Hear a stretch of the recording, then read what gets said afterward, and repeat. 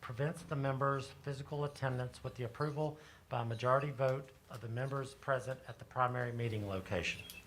In order to offer this opportunity to the remote board member, a quorum of the board must be physically present at the primary location, and arrangements have been made for the voice of the remote participant to be heard by all. Do we have a quorum of the board at this time? Mr. Greiser, are you able to hear us? Yes. At this time, please so he has already responded. Seeing that we have met both criteria stipulated within policy BDD at this time, I ask for a motion from the board that Mr. John Greiser be allowed to participate in this meeting remotely with all rights of discussion and voted afforded to him. So moved. Second. Upon motion by Ms. Thompson and seconded by Ms. Ligon, do we have like everyone to approve Mr. Greiser participating electronically? Yes, I approve. We approve. I approve. I approve. Yes. Okay. So let's see, the board approved to have John Greiser participate in electronic meeting from a remote location with all rights of discussion and voting afforded to him. Stated, seeing that the ayes have it, Mr. Greiser, welcome to the meeting. Thank you. All right, at this time, we will stand for a moment of silence followed by the pledge.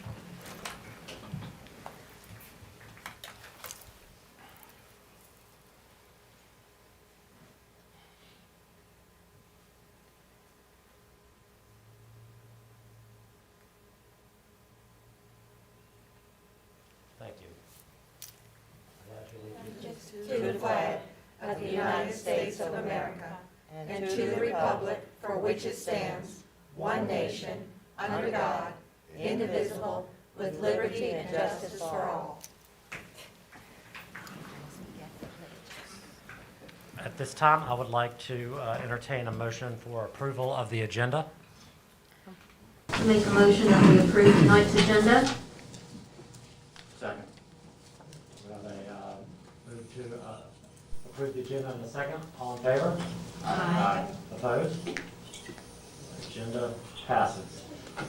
So at this point, we will do our annual reorganization of the board, which is why I am carrying these duties until the chairman is elected, and then I will turn over the gavel and this notebook to the new chairperson. So at this time, I will entertain any motion or any nomination for chairperson for the 22-23 year.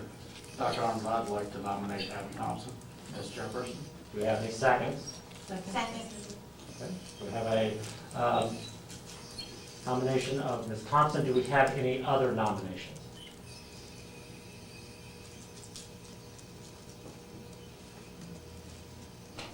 Okay. Is that for the chair? Yes, it is. Hearing none, all those in favor of Abby Thompson as chair of the Amherst County Public School Board, please say aye. Aye. Opposed? Congratulations, Ms. Thompson, and Ms. Ligon, thank you for 2 years during a rough 2 years. So.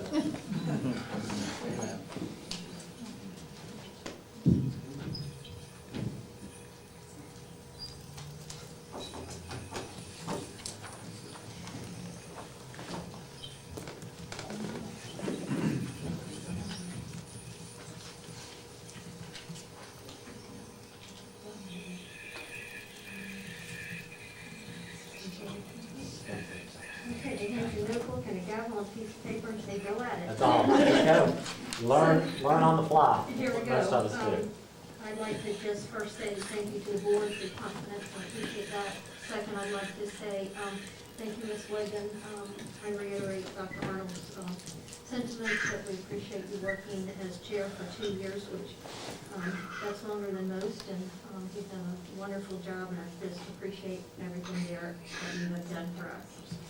So at this time, it is necessary for the board to elect a vice chair, and the floor is now open for vice chairman of the Amherst County School Board. Do I have any nominations? Madam Chair, and congratulations, I would like to nominate Mr. Chris Terry as the vice chair for Amherst County Public Schools at this time. Do I have any seconds? Second. Okay. Are there any other nominations?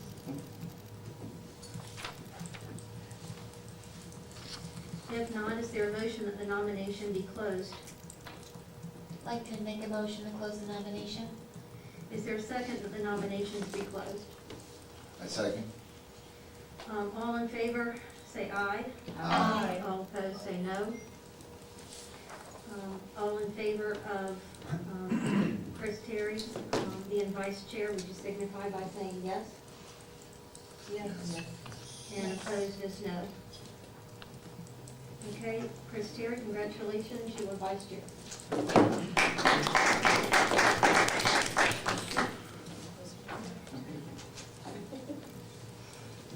So now we're going to move on to public comment. And our first person that will speak tonight is Mr. Cox.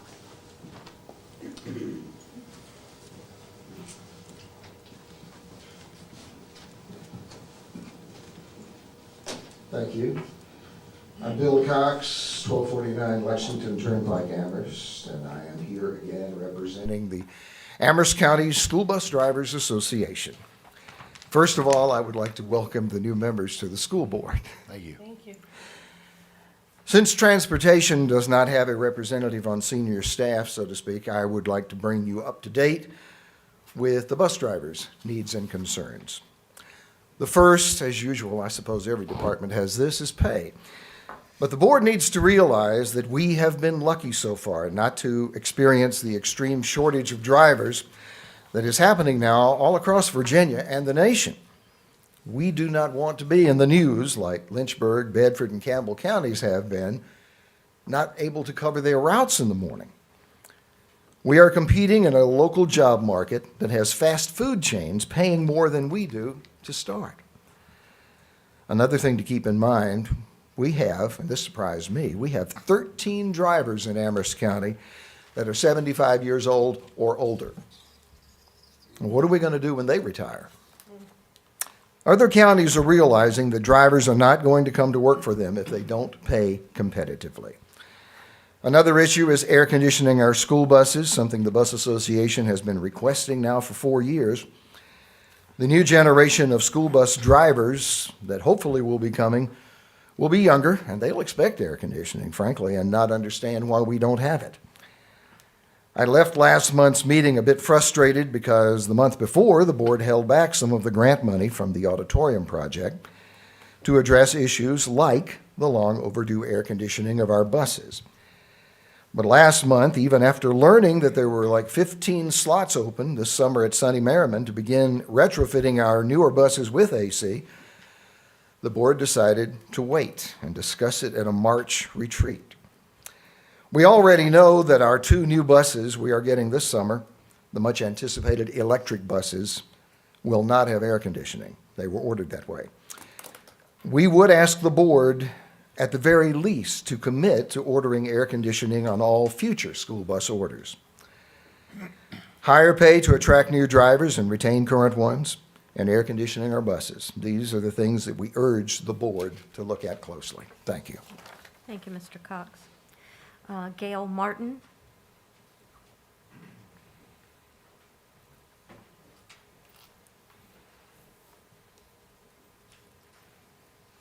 Good evening, and I am Gail Martin, and I'm a county bus driver, and I live at 111 Franklin Creek Road. Also, I'd like to welcome the new members to the board as well. Mr. Cox and I have spoke to you numerous times about our concern. We're not here to pester you, but we're here to plead our situation. With the upcoming snowstorm that the meteorologists have predicted for this weekend, I have, and I feel sure you are, preparing to get what is needed at your home to get you through this storm. Well, our shortage of drivers and the ability to retain our drivers in Amherst County is a snowstorm that the school board and the county is not preparing for.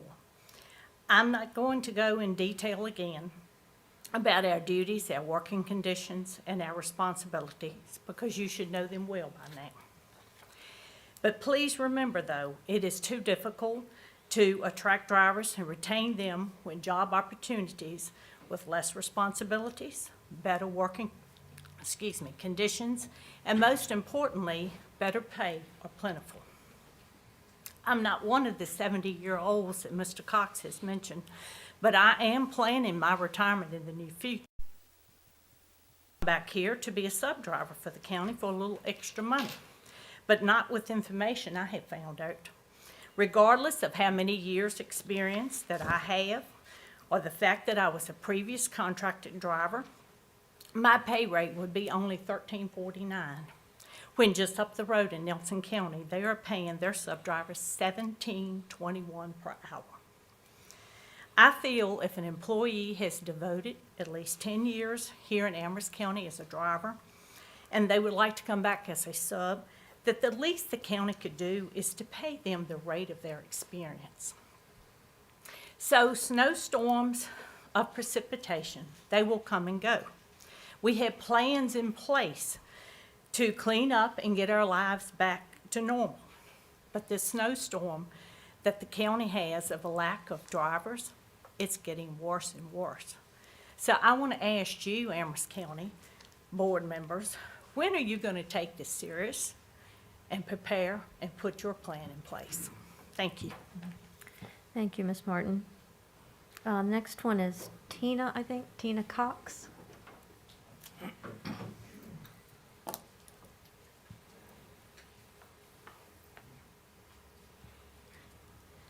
Good evening. My name is Tina Cox, 1249 Lexington Turnpike, just like Bill. I'm one of your drivers. I'd like to tell you tonight that they came here of their own volition. They don't get a check for coming here. They're not on the time clock. They're concerned, and I am concerned, our spokespersons have been addressed by our bus drivers about the lack of drivers, the sub-drivers, lack of pay, and air conditioning. And it is getting worse, like Gil mentioned. We need to do something. Not tomorrow, it needed to be done yesterday. Air conditioning buses. We're in a pandemic, and I'm concerned about August and September of 2022. We're going to have kids on a bus sweating, sitting next to one another. And you know children, I don't want to sit next to him. He's sweaty or she's sweaty. That's bodily fluids. We need air to maybe combat some of that. I know that, when you have 50 on a bus and you only have 25 seats, it's not possible to put one child in one seat. We come to you tonight concerned for the transportation department for tomorrow's drivers. We come to you as bus drivers, but we're concerned for our future bus drivers. When we look behind us, and I've been here 13 going on 14 years, there's not that many to replace. I'm not a spring chicken anymore. So I would like to see more people in our classes training for their CDLs so that they can drive for our children in Amherst County. That's all I have to say. Think about us. We're here with no other concern except for the transportation department and its students. And we all have met, not just 1, 2, or 3, 4, 5, and 6 students that would not get to school unless we pulled up, picked them up, and dropped them off at the school and then back home again. Thanks. Y'all have a good night. Thank you, Ms. Cox. Next speaker is Jeff Porter.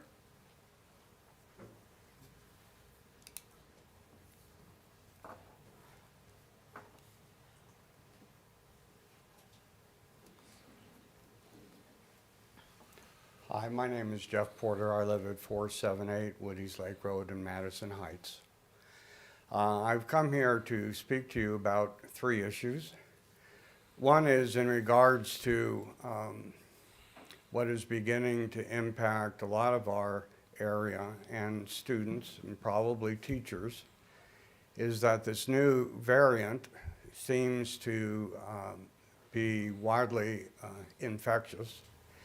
And really, in a lot of ways, seems to be very similar to the flu. And it would seem to me that we need to treat it as such instead of having people isolate, having people follow what they would normally do when they get the flu. So that's number one. Number two, this is a public meeting, and I find it very difficult to hear when people are speaking through their masks, just being here, not being that far from where you're speaking. It's important for me as part of the public to be able to hear you and what you're saying. So if you feel more comfortable with your mask on, that's fine. I would just ask if you would just elevate your volume and speak clearly. That would be very helpful.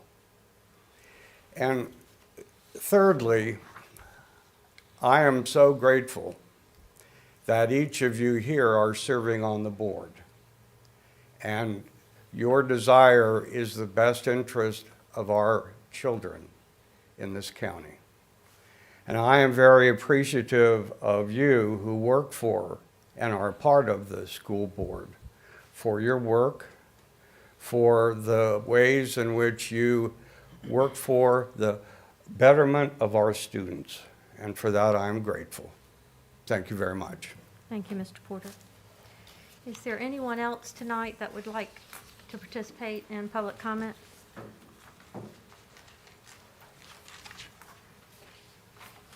Okay, public comment will be closed. And we're going to move to action items number 4, reorganizing the Amherst County School Board for the period of January 2022 through December 2022. Yeah, so I would suggest that for 4.01 A through G, as these are they're standard reappointments each year, that unless you have an issue with one singular one, that you take them as, you approve them as 4.01 A through G. Okay. That's what we've done historically.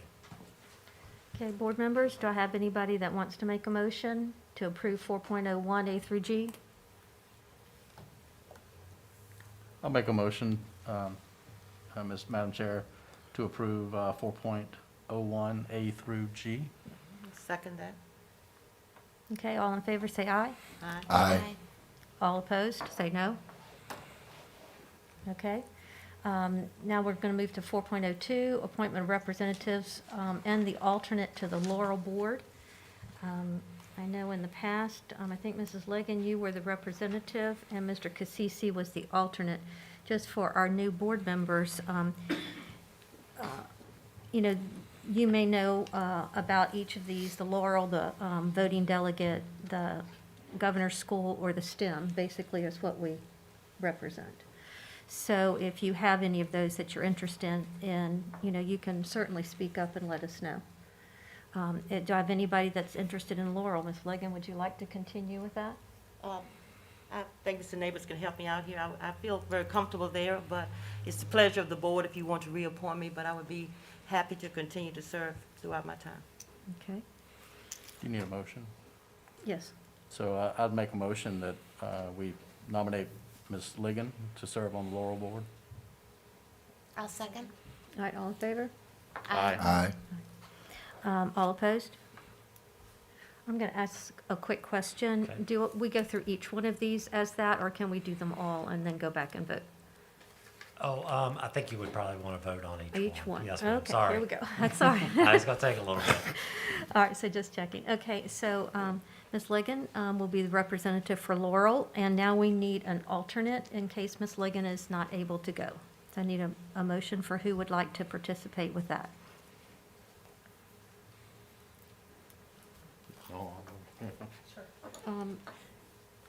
Ms. Justice, would you like to do that? All right, somebody want to nominate? I'll nominate Dawn Justice as the alternate for Okay. the Laurel Board. Thank you. Do I have a second? Second. All right, all in favor, say aye. Aye. Aye. Aye. Any opposed? Okay, we're going to move on to voting delegate for Virginia School Board Association. And Ms. Ligon has been doing that in the past. I believe that's during November's Virginia School Board Association conference. Ms. Ligon, would you still be interested in serving in that capacity? I do. I feel comfortable doing that, and also serving as the on the legislation and audit committee as well. So I would be happy to represent us there if the board's the board says so. Is there anyone else that's interested? Okay. Ms. Justice? Well, at this point, we were just discussing to see who might be interested, I think. And then we'll make a motion. Anyone else interested in being considered? Okay. I need a motion. I'll make a motion for Ms. Ligon to serve on the Virginia School Board. Okay, second? Yeah. Second. Let's see, voting delegate. Voting delegate, sorry. That's Yes. okay. And I need a second. Second. All right, all in favor? Aye. Aye. Aye. Aye. Any opposed? Okay, Ms. Ligon, 2 for 2. I'm done. And now we You're on a need roll. voting delegate, that is the alternate. In the past, I've done that. Anybody else interested? Ms. Justice is interested? Okay. I need a motion. Mr. Greiser nominated you. I'm just sorry, now. I didn't hear that. He just nominated you. Okay, so we've got 2 up, so we've got, I'm happy to do that, Ms. Justice is happy to do that, so we just need to did Mr. Greiser just suggest that, or was he making a motion? He made that motion. He made a motion, so Mr. Greiser made a motion for me to be the alternate. I would need a second for that. I'll second. Okay, all in favor? Aye. Aye. Any opposed? Okay, for the governor's school, Mrs. Wright was formerly our representative, so that leaves us empty. Mr. Terry was our alternate, so I don't know if Mr. Terry or I think Mr. Greiser has expressed some interest in that in the past, so I just need to know how you feel and if anyone else would like to be considered. I would be willing to serve as a representative for the governor's school board. Okay, I would like to make a motion that Mr. Greiser continues serving on the governor's school. okay, I have a motion that Mr. Greiser would serve as the representative on governor's school. I need a second. Second. Second. All in favor say aye. Aye. Aye. All opposed? Any opposed? All right, and now we need a alternate for that. Mr. Terry has been that in the past. Feel free, never had to. Do I? I can do it again unless somebody else would like to. I have a question. Is the alternate, does the alternate go to learn? No, the alternate would fill in case John couldn't make it to the meeting. When you get to the meeting, it'd be up to you how much you participated, and I've never been to the gov school meeting, so I'm not real sure. Oh, okay. Okay, Madam Chair, I'd like to volunteer. okay, so we have Ms. Berg that's interested. I'd like to nominate Ms. Berg as the alternate for the gov school position. Okay, I need a second. Second. Got a second from Ms. Ligon. All in favor say aye. Aye. Any opposed? Okay, the last one would be the STEM Academy. Mr. Terry, I think you have been our rep for that in the past. Are you still interested in serving on that? Yes, ma'am, I could do that unless I'm more than happy to step aside if somebody else care to do it more, but I would definitely fill the position. Okay, anyone else interested in representing us on the STEM Academy? Okay, I need a motion. So moved for Mr. Terry to serve as the representative on STEM Academy. Okay, thank you, and I need a second. Second. All right, all in favor, say aye. Aye. Aye. Any opposed? All right, now we need an alternate for Mr. Terry. I would like to volunteer to be alternate for the STEM Academy for Mr. Terry, please. Okay, Mrs. Berg has volunteered. Anyone else? Okay, I need a motion. Make a motion for Ms. Bird to be the alternate for the STEM Academy. Okay, and a second. Second. All right, all in favor say aye. Aye. Any opposed, say nay. Okay, motion carries. So I think that we have our representatives there. Before we move on, I would just like the board to just consider, as we move forward for discussion at maybe another time. We have some representatives on these committees.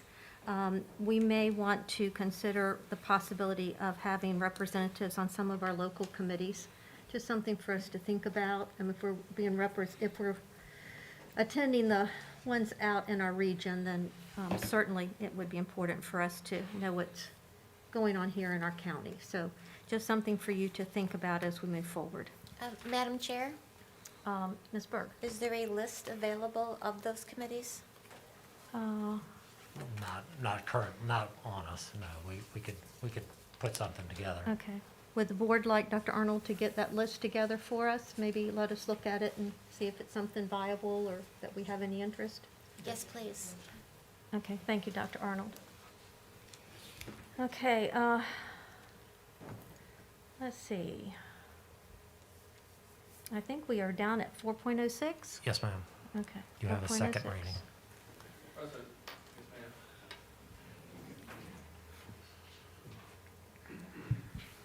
All right, we're on. Madam Chair, ladies and gentlemen of the board, 4.06 is the approval of proposed revisions to schools policy manual, and this dealt with policy JHCD, which dealt with the albuterol inhalers. And so that we're required by Code of Virginia to offer albuterol inhalers in the nurse's office. And so this is just getting us in compliance with state code. Board, I know that this is our second read on this one, so they are expecting action from us, but we also have two new board members tonight. So I wanted to make sure that you have your questions that are answered on that policy if you need to.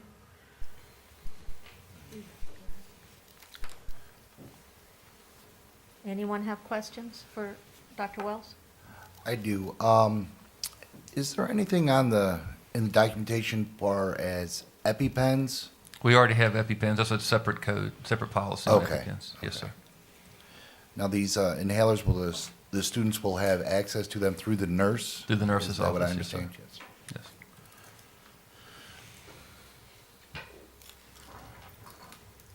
Yes. What is the difference between code JHCD and code JHCDR? JHCDR is the regulation which details how we enforce the policy. So basically, the policy says we have to have albuterol or valve holding chambers in our nurse's office, but the regulation details how those are accessed. So JHCD is not changing anything regarding our over-the-counter? No. Medications It just has a section there that makes us, that requires us to have albuterol inhalers in our nurse's office. That's the only change to the policy.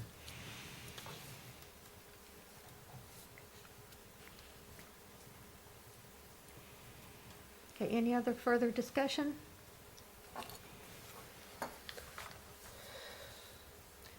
All right, I will entertain a motion.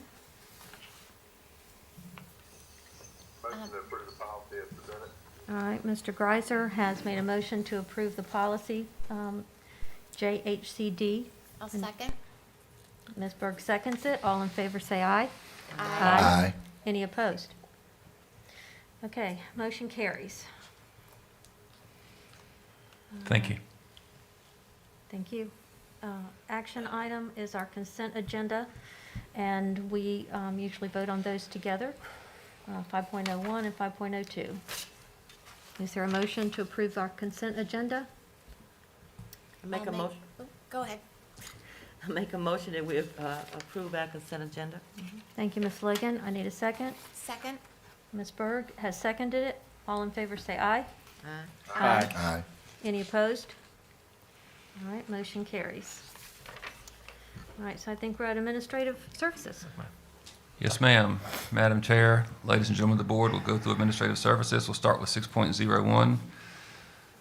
So we want to briefly talk about a few things. First is during this previous snowstorm when power was out in the county and the county administrator, public safety, and the sheriff's office contacted us regarding using Amelon Elementary School as a warming center. Mr. Oakes and myself went down there and worked with the school to make sure that area was secure. So we did allow them to use it as a warming center, but it was for people who didn't have electricity in their homes. It was not a shelter because it wasn't classified as a shelter. That's a different emergency management statement there, but because we could do a warming center. So we did that. No one actually took advantage of it. So the next day around noon, the county decided to shut it down, and we reoccupied that part of the building, the gym part of Amelon. So we had it in the gym. We had that area closed off in the rest of the school. There's a access, you can access from the school into the gym, but you can't access from the gym into the school. So if anybody had been there, they could not have gotten to the rest of the building. We had that area secured. And we also had law enforcement on site the entire time the warming center was open. I just want you to be aware of that. Sometimes we do get those requests due to natural disasters and things like that. So we try to work with the county and ensure that we can support them as much as possible when these things occur. And answer any questions you may have if you have any regarding that. Thank you. Dr. Wells, was there a lot of power outages in that location? I'm just curious. Yeah, from what we saw on the maps there, by that time, the Madison Heights area up the Elon area seemed to be the highest concentration of outages, so we wanted to have it on the south end of the county. The outages on the north end were more sporadic and didn't have as many families or households involved, but most of the households were in the south end of the county. Okay, good. No other questions on that? School closure information. I just want to go over how we look at school closures and what we do to decide. We have some new board members, and some of our former board members may not be as fully aware of the process on this. We just want to take a few minutes and go over, especially with the forecast for this weekend. I thought it'd be nice for y'all to get a refresher on that and for our new board members to know what we do. So we'll start with the weather forecast first of all. Right now, looking at weather map data, it's changing, every 20 minutes it puts something else out. But the initial data was, in the 10 to 20 inch range for Amherst County, possibly more in the higher elevations. If we get that much, obviously that's going to impact our ability to operate. So we're working through that. We have our teams already set up as to what we'll do, and we have some plans in place for that. But we are anticipating inclement weather starting Saturday night into Monday morning, and then we'll make adjustments to our schedule after that. But the process for that is, first of all, when we look at road conditions, we kind of look at it if we wouldn't want our children feel safe with our children driving on the road that day, then we really have to take a hard look at if it was my kid, would I want them driving? And if I say no, I'm going to recommend we don't go to school, because we have a lot of issues. We have a lot of students who drive, and we have our buses on some of these rural roads, some of these back roads that are very narrow and very windy and very hilly, and sometimes we have some ice in places. This last storm, the snow we had, we closed Friday. Madison Heights didn't see any. From Amherst North, every road was covered. And Amherst West, every road was covered. On top of Long Mountain, there was 4 inches of snow. 19 degrees and 4 inches of snow up there. So as you moved through the county, people in Madison Heights might not even realize. I saw some Facebook posts, what snow?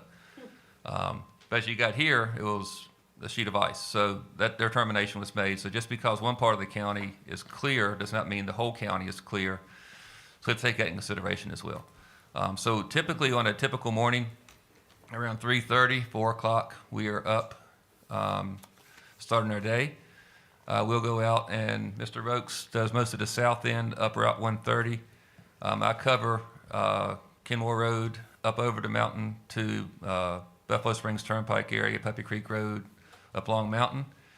And Miss Campbell comes down through Piney River 151, that area, and comes down across and goes toward Town Road area of the county down through there and comes back in.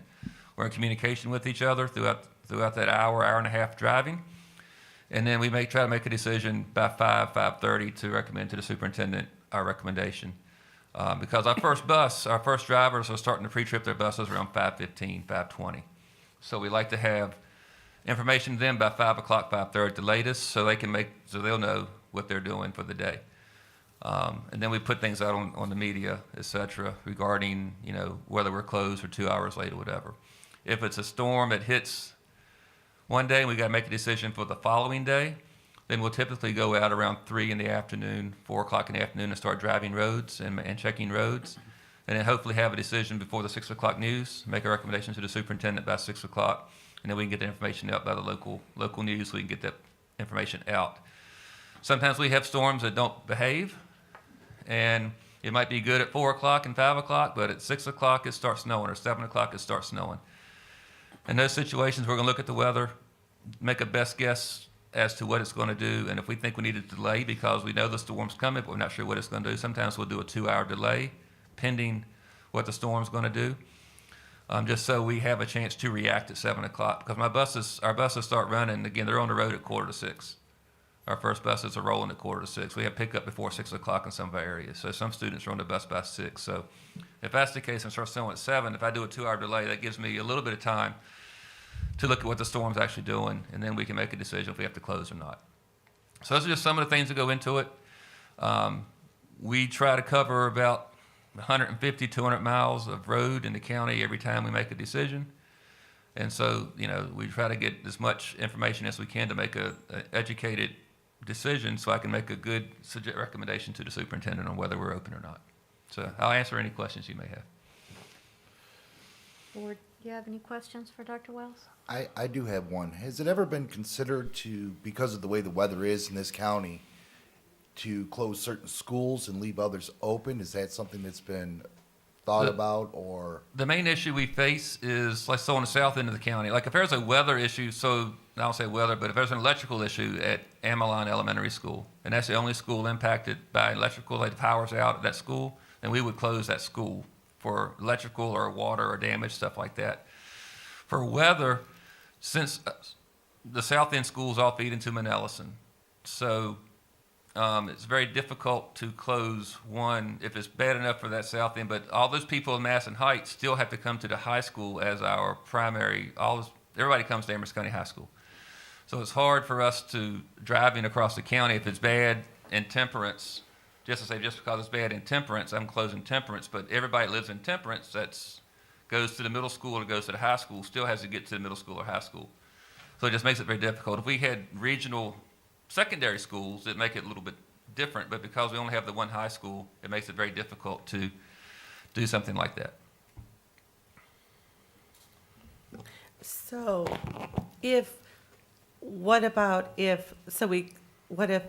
because everything feeds into the high school or Manellison? Or the 2 middle schools. Or the 2 middle schools, is it possible to keep open elementary schools that are, let's say, if it's okay, at Madison Heights or in Amherst, is it possible to keep those open? Is that not feasible? It's really not feasible from the standpoint of the logistical standpoints of the division, if just that one school. Because, again, a lot of times, for example, Elon, I pull kids all the way from Route 60 up to the top of, up near the Parkway on 130, all the way down almost to Madison Heights. Yeah.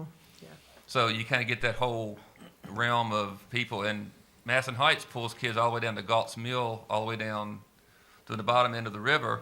So you could have issues in some of those areas. So it just makes it very difficult to say this one school. Thank you for answering those questions. Yes, ma'am. Dr. Wells, thank you for explaining that. I hope most of the people in the county actually heard it, because very few people realize that you guys get up as early as you do and travel the roads like you do. Please be safe. Yeah, we explained to a lot of the other counties why we're closed, or Lynchburg City why we're closed, and we see nothing yet in the local area. So thank you for explaining that. Yes, sir. We try to post pictures because sometimes people see Madison Heights and they don't see the rest of the county. So we try to take some real-time photos. We don't just sit at home and say, it looks like it's going to be snowing today and we're going to close school. We're out there actually checking, and so I appreciate that. So thank you. Any other questions regarding school closure? Again, we'll see what this storm does this weekend. If it does what it's calling for, we'll see what happens next week. I don't foresee us having much time if the storm does what it's supposed to do next week. So Woody's Lake Road, right there by Walmart. Woody's Lake Road is an area, that road down where it turns into Trojan Road is a very windy area. It's kind of been on the radar for several years. 2 years ago, they came to us and said they were going to do some road construction, and with the bidding process, the bidding process didn't work. It was overbid for the state would pay for it, so they put it back out. And we were notified Friday that it's going to construction is going to begin soon. So I'm going to have Mr. Roque speak to that real quick. Yeah, so like we found out Friday that VDOT's going to start working down there. The contractors will start working down there anytime now. Once we found that out, I made contact with VDOT on Monday morning, the project engineer, and we've communicated several times this week. Once it starts getting up in construction, they should be mobilized here within the next 2 to 3 weeks, mobilized, having equipment in there, start working. Within the first few phases, they will be having flaggers out there to, it's a 2-lane road right now, so they'll be having flaggers in there to assist with traffic and those type of things. I've also provided them a copy of our bus schedule. Currently, we keep 11 buses parked at Mount Olson overnight anyway. So I provide them schedules when the buses come out, when the buses come in, when they have students, when they don't have students, so they're aware of those situations. And once construction starts, I will also go down and monitor just to make sure the flow is working well and we're not, having issues with our buses. Secondary to that, coming this summer in their contract itself to with the contractor from June the 12th through August the 12th, I believe it is the time frame that actually Woody's Lake and right there at Trojan Lane will be shut down completely because they got dig up the pipes and the drainage and things like that. So that will impact their, as far as summer schools. Dr. Wells knows we've been talking about not having summer school at AEC and or Mount Olson Middle School because of not be able to get up through Trojan Lane.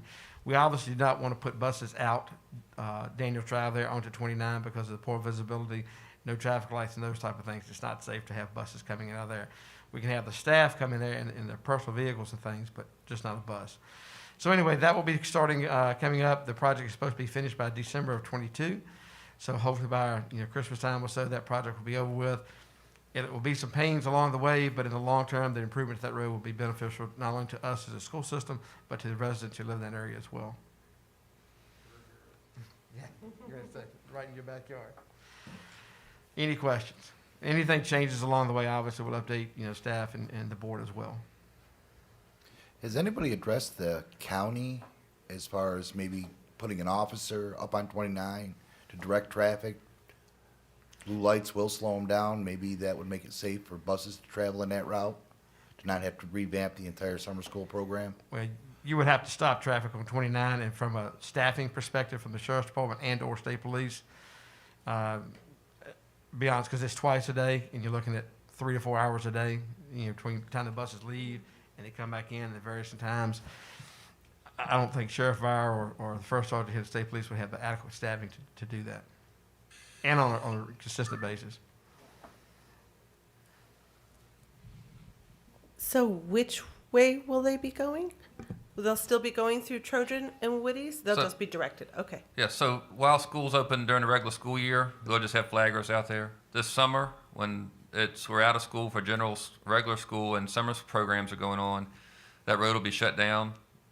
So then we won't be using that road, so we won't be doing summer programs at Ellison or AEC. We'll have to push those programs to other schools in the county. But those students will still have access to summer programs, we just won't utilize those buildings. All right. Any further questions on that? Okay. So COVID-19, hold on to your hats. So today, just give you numbers for today. We had 30 positives and 240 quarantined today. That information went out earlier. Since January 1st, we have had it's actually since January 5th, because the first couple of days we were not back in and then the snow hit. And so in 6 days of school that we've been open, we've had 163 positives and 627 students or staff quarantined due to exposure at school. We've had another 700 students quarantined due to exposure in the community. So our quarantine list right now is over 1,300 students that have been quarantined since January 5th, again, either to exposure at school or due to exposure at home or in the community. That being said, due to the numbers, the high numbers, and we'll look at some of the VDH data here in a second, but due to the high numbers of staff, I want to go into two of our schools. Elin Elementary School today, as we sit right here, they just had another case pop in, but they have 130 students currently quarantined out of 349, and they have 12 staff currently either positive or quarantined due to exposure. Amherst County High School is another school we've had a lot of cases. Right now they have 51 active positive cases. They have 152 students quarantined. They have 203 students currently out due to COVID. Quarantined because we quarantined them. The other 51 because they had exposure at home. So it's 303 total students absent today out of 1,300. Total staff out. We'll have 27 staff out at the high school tomorrow due to COVID and other reasons. As a result of that, we have made a decision that Elin Elementary School and Amherst County High School operate remotely tomorrow because we don't have the staffing and or the students in school to adequately operate the school in a safe manner. So we're notifying staff tonight that those two schools operate remotely, and as we speak, that information is going out just because our numbers are so high at those two schools between staffing issues. Tomorrow, for example, if we were in school, the superintendent and Dr. Norman were going to be teaching class at the high school in order to cover classes because we have two administrators out and we have multiple teachers out. Due to the high number of people out, we feel we need to go remote tomorrow at those two locations. The rest of the county would operate as normal, but those two schools, we feel we need to go remote. And I'll answer questions on that first, and then we can go into more details on COVID in a few minutes if you like. Madam Chair, I had a question. Ms. Byrd? Yes, Dr. Wells, I was wondering, how are we doing out in those areas right now with internet for the students so they can continue their work at home? Are we pretty well, everybody's covered out there right now in those areas? Dr. Norman, do you want to?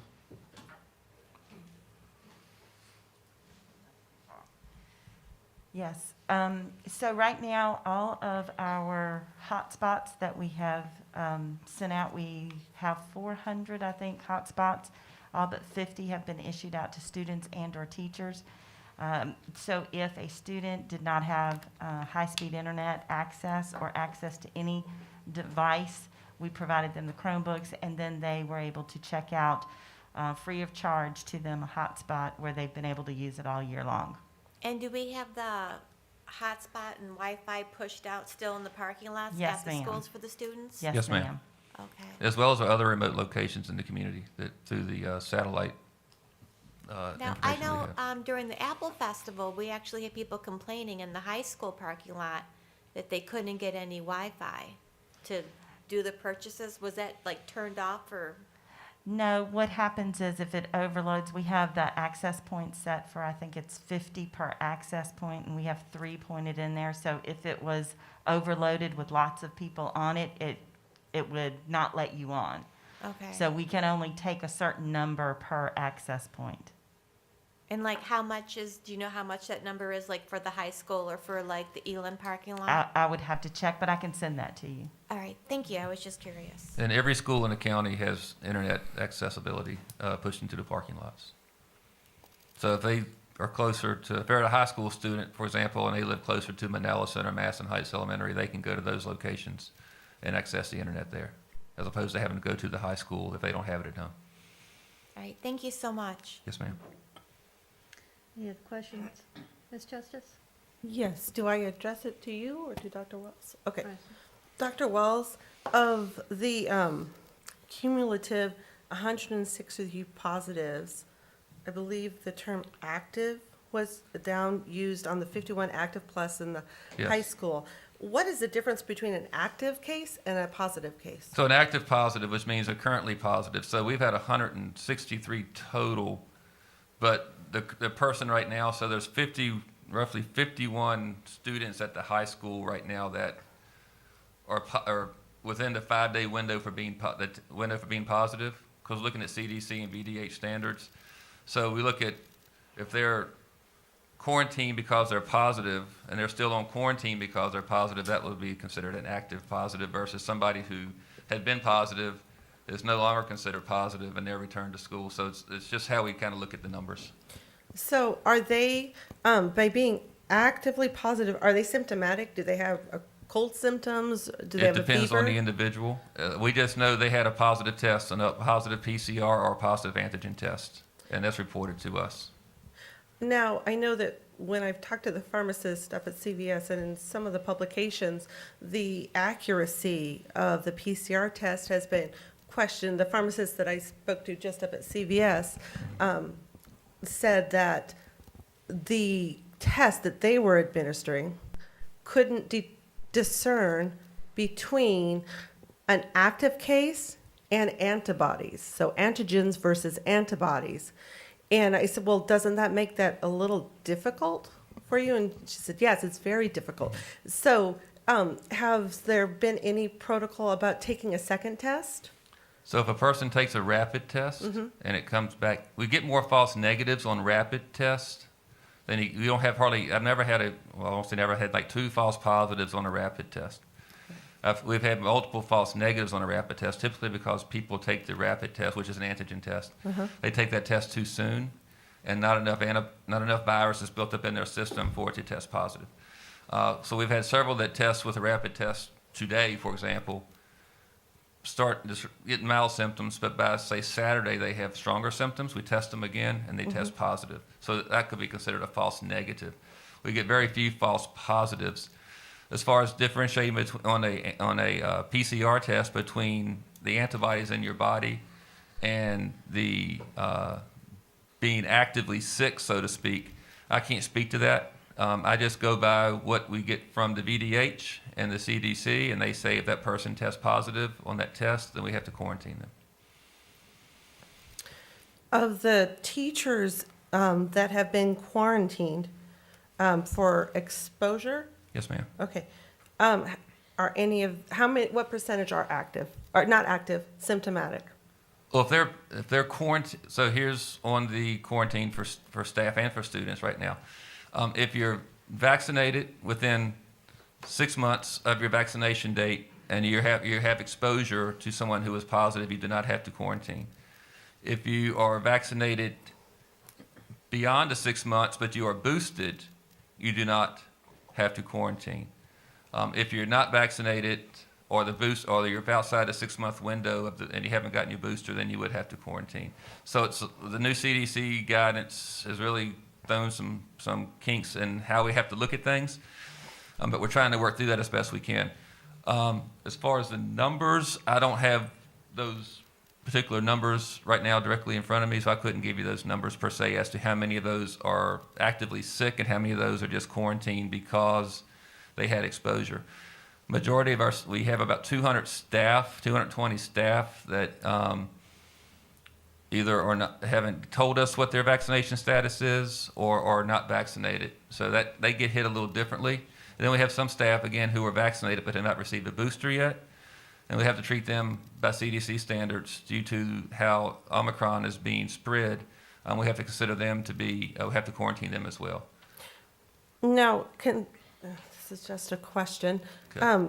Considering that it appears that Omicron seems to be far milder in how it affects people, how does that get passed down to how it's impacting our schools? So, yes, ma'am. So right now, again, we're following CDC and VDH guidance, which is what we've been following throughout. What we're getting from, and I was going to get into the health department notes in a minute, but I'll go ahead and get with that now. Those that are not vaccinated, even though Omicron does hit them lighter, does tend to hit those non-vaccinated people much harder than it does someone who is fully vaccinated and or boosted. Looking at the data from Centra and the VDH, I've got my numbers from our meeting earlier this week. There's the majority, like Centra right now has 150, as of Tuesday, had 151 hospitalized with COVID, positive COVID cases.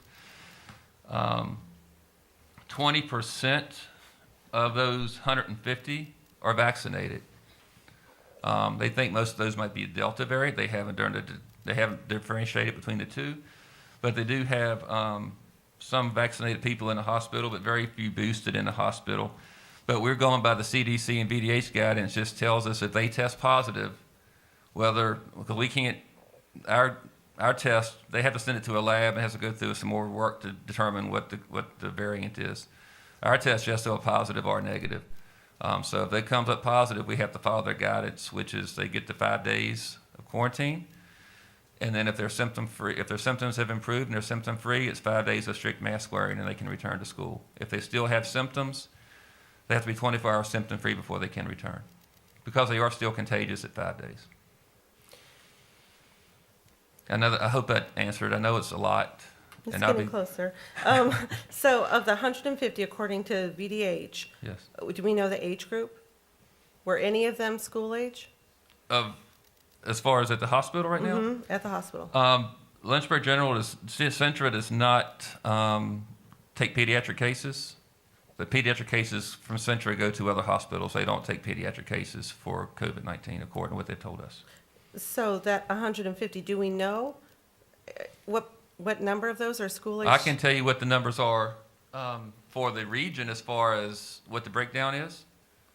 Can you go to the VDH slide for Amherst County? And I can get some data. I do know that when we had our meeting on Tuesday, the main age group that people were reporting the positive test groups were in the 19 to 35 bracket. But they did have approximately 5% were 0 to 4, and then there was another like 12% of the positive cases were in the 5 to 12 year range, and then another like 12% of those cases were in the 12 to 17 year range, or like 18 year range. So the VDH has it broken down. I don't have those numbers per se with me, but I can get those numbers for you. If you go to this count, this kind of shows the where we are with our COVID cases here through January 1st. So we don't know of any school-age kids that have been hospitalized? I know of some. You do? Yes. Okay, so there have been some. Yes.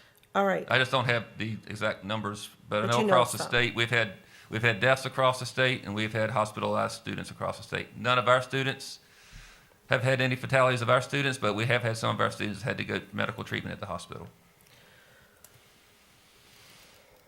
Okay, last question. Okay. Sorry, lots of questions. That's fine. Okay, last question is, if we can't hold school because we don't have enough teachers because they're quarantined, how can we do virtual school? Because a lot of our teachers, though they're quarantined, they're not necessarily in the bed with COVID, but they can't come to work because they're quarantined.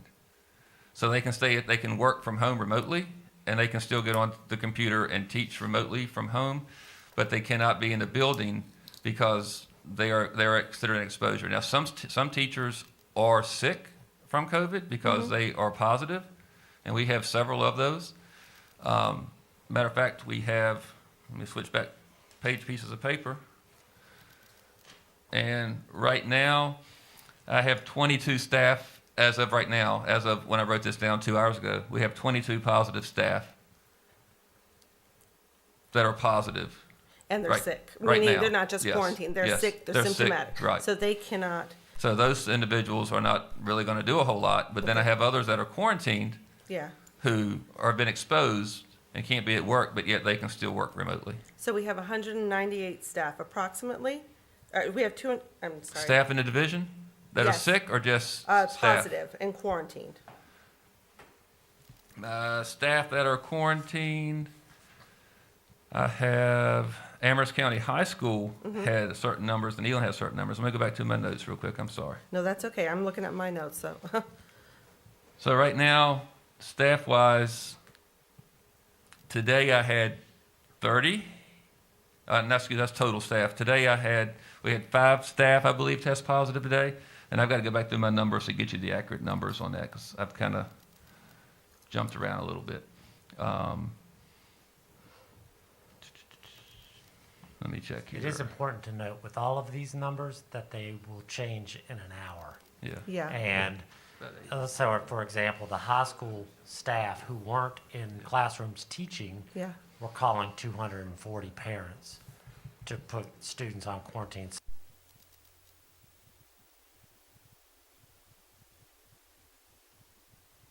Daily rate. I just want you Yeah. to So understand that. we have That makes approximately 80 staff right now Uh-huh. in that boat, in that realm.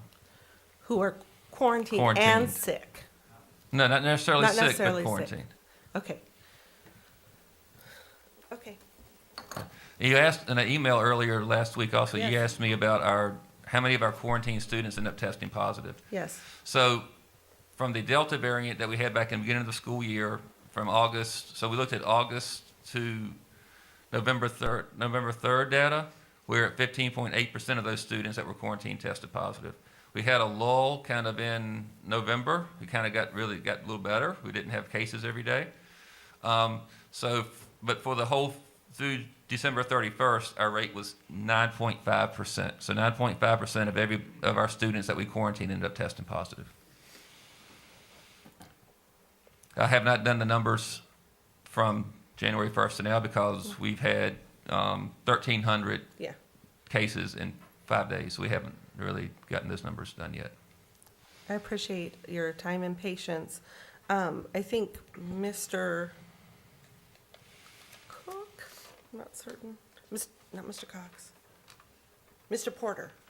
He was speaking earlier about when do we adjust to treating it like the flu versus the crisis?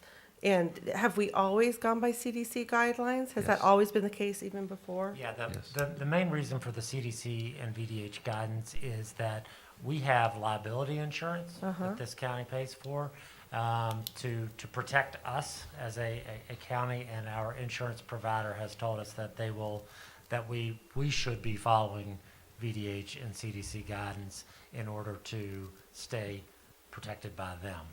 And so we don't want to put ourselves in a liability place either and cost the county money moving down the road if something bad were to happen. And wasn't the Senate bill that was passed for the 5-day week that Yes. we would have to? Yeah, that's, provide the timelines? yeah, Senate Bill 1303, that was the other part of it that required us to follow CDC and VDH. So there are two factors. There's a legal factor and then there's a liability factor.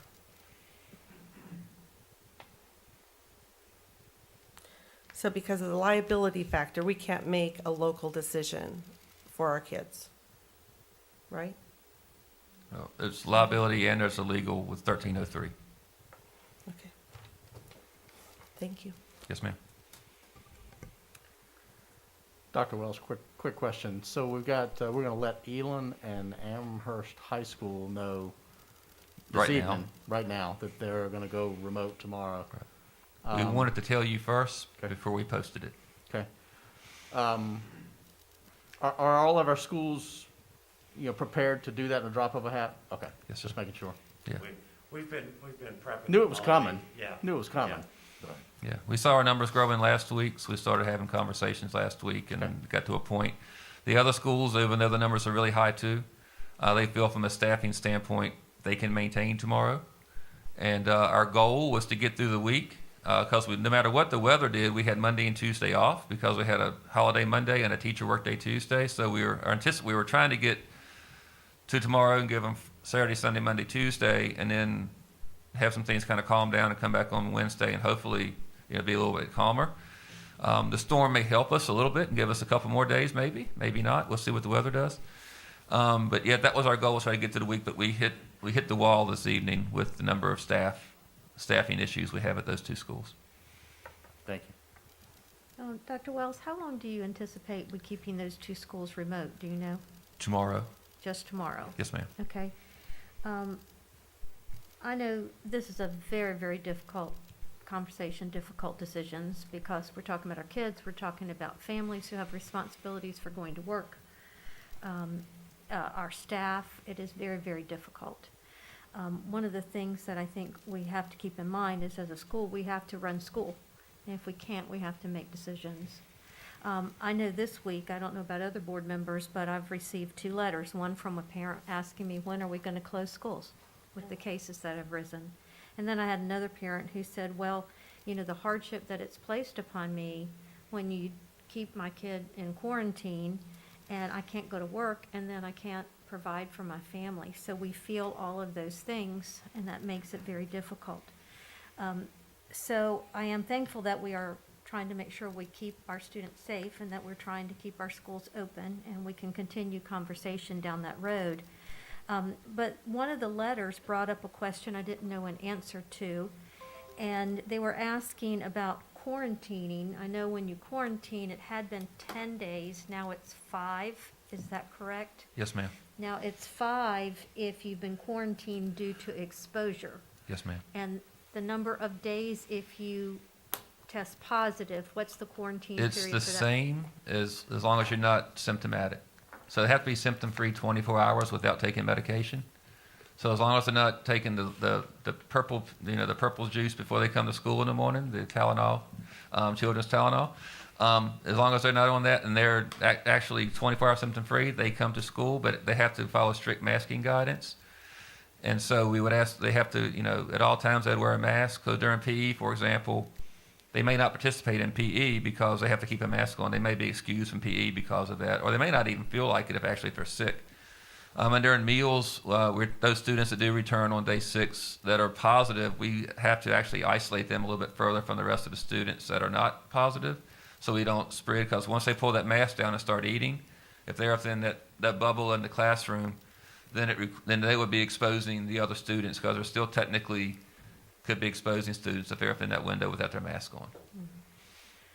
So that's even in and of itself a new layer of Yes, ma'am. mitigation that you're having to do. So the question they asked was, when would a negative test be able to benefit a parent? So if you get exposed Mm-hmm. and you quarantine for 5 days, what Yes. if after 2 days you have a negative test? Can that student return to school? They have no symptoms, they've tested negative. The issue becomes due to how the virus progresses in the body. From the research we've been given and the conversations we've had with the state and federal leaders in that aspect, is that you may be exposed, like you could be exposed to today and test negative in 2 days, but on day 3 or day 4, you'll test positive, because we've had several that test negative on day 1, but then on day 4 they're positive, or test negative on day 2, and on day 4 they're positive. So the CDC is recommending that 5 days, and if they test negative on day 5, then on day 6, they can still return to school. But they want to give us that 5-day window because there are a lot of cases right now. We've even had some that are negative on day 4 but test positive day 6. So it's a little bit of a bubble there, because the Delta variant takes about 5 to 7 days before you start testing positive. Omicron variant is taking 3 to 5 days to start testing positive. So that's why they want that, since Omicron across the country with CDC is still is the predominant variant right now, but we still have a lot of Delta variant in this part of Virginia too. So the Omicron variant, since that's that nationally, the CDC guidance is that 3 to 5 day window. That's why they're keeping that, because usually by day 5, if you're going to get Omicron, you're going to test positive. Okay. So, like I said, the negative test, also I heard you say tonight that you have a lot of false negatives when you do test. If you test too early. You test too Yes. early. So And some of the Omicron variant, if you test early, it doesn't show as well on the rapid test as it does with the PCR test. Okay, so therefore the 5 days would allow you to be incubated long enough that hopefully Right. the test would be a valid test. Correct. Okay, and I know the 5 days is much better for everybody than 10. Correct. Yes, ma'am. How long have we been doing 5? We just started that after the break. After the break, okay. And The so guidance maybe changed. not every parent even is aware of that at this point, because I think the letter I got referenced 10 days, so. I sent a school messenger to everyone on January 2nd, I believe, that had that information in there. Okay. So parents, if they were on our school messenger list, they should have received that information. Okay, so it's good to reiterate tonight then. Yes, Okay. ma'am. Thank you. Any other questions, Ms. Justice? Of the people who were quarantined, let's say on January 5th, Yes. what percentage have come back because they tested negative? Well, we don't have to test. They don't have to get tested to come back, because one, there's Oh, not okay. enough tests. because we're so short on tests, they don't have to get tested. They have to tell us that they haven't developed symptoms. Okay. And so forth. If they develop symptoms by day 6, then they would stay out. If they haven't developed symptoms, they can come back to school on day 6 with strict mask wearing. So they're not required to test to come back to school. Okay. Thank you. Yes, ma'am. Any other questions? I would just like to thank Dr. Wells for all his hard work doing all the tracing, and I know I got a phone call from the school today from my daughter. heard. She's gonna be home, loving with her mama. So now I would say our building administrators and their staff do a lot of the heavy lifting on this, identifying. So a lot of their time that they have, that they should be in classes doing other things, a lot of their time is being devoted to contact tracing. And our team is going in and helping and supporting. But there's a lot of our administrators right now who aren't able to do some things they want to be doing because we have so many cases right now that is causing us to spend the majority of our time. Like at the high school, for example, with 14 cases in one day. There's no way, when it takes about an hour to do each case, to contact trace a case and make the phone calls, to do is 14 cases. So do the math, it's 14 hours of time. So they do a lot. There's a lot on our administrators, and I just want to thank them. I'll thank them right now publicly for all the work they're doing as well. So thank you, Ms. Berg, for noticing that. Well, thank you, and thank everybody that's helping you, and hopefully one day soon we'll be able to get back to actually educating and not tracing our kids' movements throughout the day. I hope so. I think, and two, you may or may not have received any calls from community that have tried to call the central office to talk to folks. There's not been anybody here this week. They've all been out in our buildings covering and helping there. So not only our administrators in our buildings, but the people that work up here. It's all hands on deck because our goal is, like you said, to keep school open as much as we can to keep school open. And so it just got with 2 schools just beyond what we could provide for them. Okay, thank you. No other questions? I think security grants? Security grants. I just want to give you some background information on security grant. Back in the summer, I wrote the security grant. We applied for the security grant. We applied for $267,905 in items for the grant. Of that, we received all of it. The state's going to give us $214,324, and we have to come up with $53,581 through our budget. But that will cover switching over some cameras at some of the schools from analog to digital. It'll cover intercom systems. It'll cover entry control points with the badge control entry points at some of the schools. It'll cover some radios at schools. It'll cover retrofitting 10 buses with new camera systems. So we're trying to get all of our buses with the same type of system, so we don't have 5 different camera systems operating.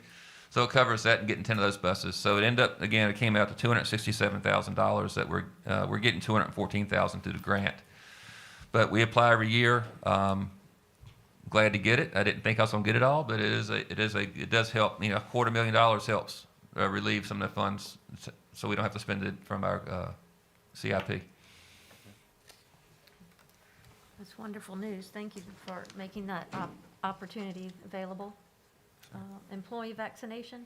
So I was going to speak to you about the presidential mandate for employee vaccinations tonight and our procedures we had put in place to meet that requirement. However, at about 3 o'clock this afternoon, we received notice that the Supreme Court said it was not that the president kind of overstepped his bounds, so to speak, and they were striking us from having to abide by that regulation. So therefore, I'm not going to speak about that unless you really want me to. No, I think everybody will be happy to keep on going to 6.05. That's student suspension information. I'd be glad to answer any questions you have for December. Okay, board, if you have any questions, if not, we'll move on to 7.01. Okay. All right, thank you. 7.01, budget. Madam Chair, school board members, good evening. We have provided several reports through December 2021 for your review. Those reports include the local revenue receipts, the budget monitoring report for the operational budget, the revenue, the expenditures, same reports for the child nutrition program, a budget summary by object code, as well as the December attendance report. Some things that I wanted to point out, first from the revenue standpoint, is that we are receiving our SOQ funded revenue as expected, and starting in January, you will start seeing some of those revenue lines that have zero receipts. You'll start seeing us receive those from the other program areas like your incentive, your lottery funded. So we will start seeing those. Your sales tax revenue has been strong, and I know in previous meetings there have been some discussions about the ADM numbers and just some concern and just some anxiety of what the state's new projected number is going to look like with the lower ADM. We did receive those updated figures on December 16th, and it was a relief to see that while we did know that with the lower ADM that the state revenue numbers that were based on per pupil amounts were going to go down, we did see an increase in the sales tax as well as additional no loss funding. So that was what many school divisions were anxious to see if we were going to get that. So that was really good news. From the expenditure standpoint, I want to have you please refer to the object code report. And I know previous meetings it was discussed about the overages in the fuels. We are still seeing some overage in that category. It wasn't as much as the previous months. A new one that has come onto our radar was the 5102, the heating line. And that's new in the month of December because the heating bill, again, it's been getting colder, but it was higher than even the December payments from the prior year. So we are monitoring that. Same thing as before with the excess in the electrical line. It can cover both of those areas if what we're projecting does occur. That concludes my report. Do you have any questions? I don't have any questions, but just maybe for the new board members, let them know what enrollment we had based the budget on and where we are now and how that plays out with the funding that we get for low enrollment. Sure. So your budget was built on 3934.65. And the updated from the state for the December 16th, which was based on your fall numbers that were submitted, it had been reduced to 3801.3, which was a reduction of 133.35 students. And some of your lines are not based on a per pupil amount, but there are considerable lines that are a per pupil allocation. So when your enrollment goes down, that revenue line goes down. So that was why it was very important to see that no loss funding that the state had given, because most, it's not all, but almost all school divisions are experiencing an ADM decrease. So that was, again, great relief to see and not have that concern. And that 133 is about $1 million. It's close to about $1 million that would have been lost in revenue. So it's considerable. Every student we lose, we lose considerable ADM monies for. So that was good news. Absolutely. Very good news. All right, thank you very much. Let's see, what are we on? Accountability? Madam Chair and members of the board, at your place, you have several items. The first thing that I would like to draw your attention to, and I believe it's also posted on board docs, is the full-time virtual Virginia learners. We're moving into second semester for our virtual students. And right now, enrollment for our second semester is 141, which is a bit of an increase from our previous semester. That's just for your information. If you have any questions in regards to that, once you take it home and take a look at it, feel free to email me or Ms. Smith, who oversees that program for us. In regards to the agenda, I'd like to provide you with a standards update. On board docs is a memo in regards to all of the standards that the Virginia Department of Education provides us, as well as the timeline. Ms. Smith and Ms. Wheeler, who oversee our math, science, history, and literacy program for the division, they track and then we provide a process. So this is just an update for you, so you will know where we are in that process. Over on the second page of and this is also in your document, in your folder, but also on the second page, I just want to point out two things. This is the timeline for the content area that's specific to the standards, when the approval date was from Virginia Department of Education, what we consider as a crosswalk year, where the state gives us the standards, we provide training,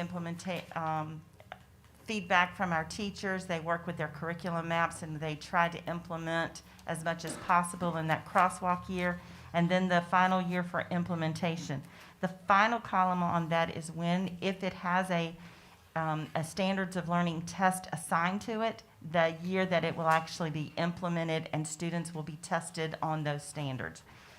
Right now, we are in crosswalk years for science and world language.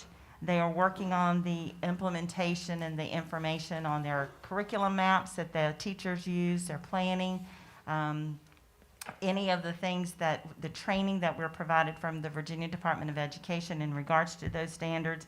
And this is just your regular update. We do this annually for you. And if you have any questions, I'm more than happy to answer those for you. Board, do you have any questions for Dr. Norman? Okay. Thank you. Thank you very much. The next thing on the agenda really is in regards to something that we're doing new. We brought this to you about a year and a half ago, 2 years ago, right before the pandemic hit us hard. And we were providing information in regards to what performance assessments the state was moving towards. And they moved history, a lot of our history and a lot of our the elementary writing, to performance-based assessments. And so it's more like a portfolio. And so what we were trying to do is provide our students who need verified credits in the area in order to graduate, provide them additional opportunities to get those tests and verified credits without just sitting down, taking a standardized test and a multiple choice. We wanted to make it impactful and give them something that they could do throughout their educational career. So we started this process last year in regards to writing. It went very well, and we are moving in the direction of our 11th grade verified credit in writing to also be a performance-based assessment. I've asked Ms. Robin Wheeler, who is our supervisor of literacy, to provide you that information tonight. Ms. Wheeler? Madam Chair, members of the board, thank you for the opportunity to speak with you tonight about our process of using a body of evidence to verify credits in writing. I want to take you through our current processes of what we do in Amherst County to determine our students' proficiency in writing, and talk to you about where we hope to go as well. If you look at the graphic that we have here, we currently have outlined in our K through 12 English curriculum and pacing guides that we gather samples from our students using a variety of writing types outlined in our curriculum maps. These prompts are scored with our ACPS rubrics or our VDOE state-approved rubrics. And our main goal is to really help determine the level of proficiency of a student's writing at each grade level and use that analysis to guide our instruction in the classroom in order to move our students towards that proficiency level. As Dr. Norman spoke, we use a local performance assessment at grade 5. That typically occurs during our second semester of instruction, where our students are provided a prompt and asked to move through the writing process to develop a written response in published form. This prompt is scored here locally by our teachers who have been able to verify their scoring processes through the Understanding Scoring application provided to us through the Department of Education. Again, these samples are scored here locally. We maintain a record of all of our student samples and scores in case we're ever audited by the Department of Education. The next way we evaluate our students in writing is through the use of writing SOL assessments. This happens with our grade 8 students and again with our students at end of course, typically in grade 11. These events are 2-day events where students, as Dr. Norman said, take a multiple choice component and then do a direct writing prompt. These tasks are provided to us by the Department of Education and scored at the state level, with scores then provided to us to be able to verify that credit for the EOC course. If you'll notice in the graphic kind of the change of colors, that kind of indicates where we want to go with our evaluation of student writing in Amherst County Public Schools, especially at that EOC grade 11 level, based on the recent guidance that we've gotten from the state. VDOE has really offered divisions the opportunity to evaluate student writing using a body of evidence. And as Dr. Norman stated, this is really a portfolio or a collection of writing that we maintain with students through their high school career. And then we can evaluate that here at our level to determine that verified credit. So we're going to talk about that a little bit more. So I just wanted to provide you with the guidance that we have regarding the use of performance assessments to verify credit. It states that local school divisions are able to use an authentic performance assessment to verify credit for students who meet that criteria that they've outlined for us, and we'll look at that. So what is considered an authentic performance assessment? An authentic performance assessment would be one that asks our students to create a product or perform a task that would look something like they would encounter in real life, something that's relatable to them. The Department of Education provides us with a quality criterion tool to evaluate tasks that we choose here at the division level or consider to use to be a part of this body of evidence. The tool includes things to ask us, is the task student friendly? Does the task use a rubric for scoring? Does the task address the intended outcomes or standards in which we're trying to assess? So it really helps us to determine, are the pieces that we're trying to pull for students demonstrating what we need them to show? The tasks that we use to verify the credits must include 3 types of writing that are covered in the English SOL for grades 9 through 11, and one of those samples must include a research component. Divisions are encouraged to develop those assessments that require students maybe to read a passage and respond to what they have read. Divisions also have the ability to really customize those tasks for students based on division pacing, and have access as a division to VDOE resources and guidance that help us to develop those tasks. And again, take input from teachers on what those tasks look like. So why do we want to transition our students in the verification process from the use of an SOL to a body of evidence? First, our tools or the tasks are authentic. Students are asked to write or complete a piece that's something that they can relate to, whether it's dealing with a piece of text that they've read in their English class, or researching information about topics that are interesting to them, or something that they've learned in another content. The samples that we include in our body of evidence are collected over time. With that SOL assessment, students typically complete 1 piece of writing to show their proficiency level.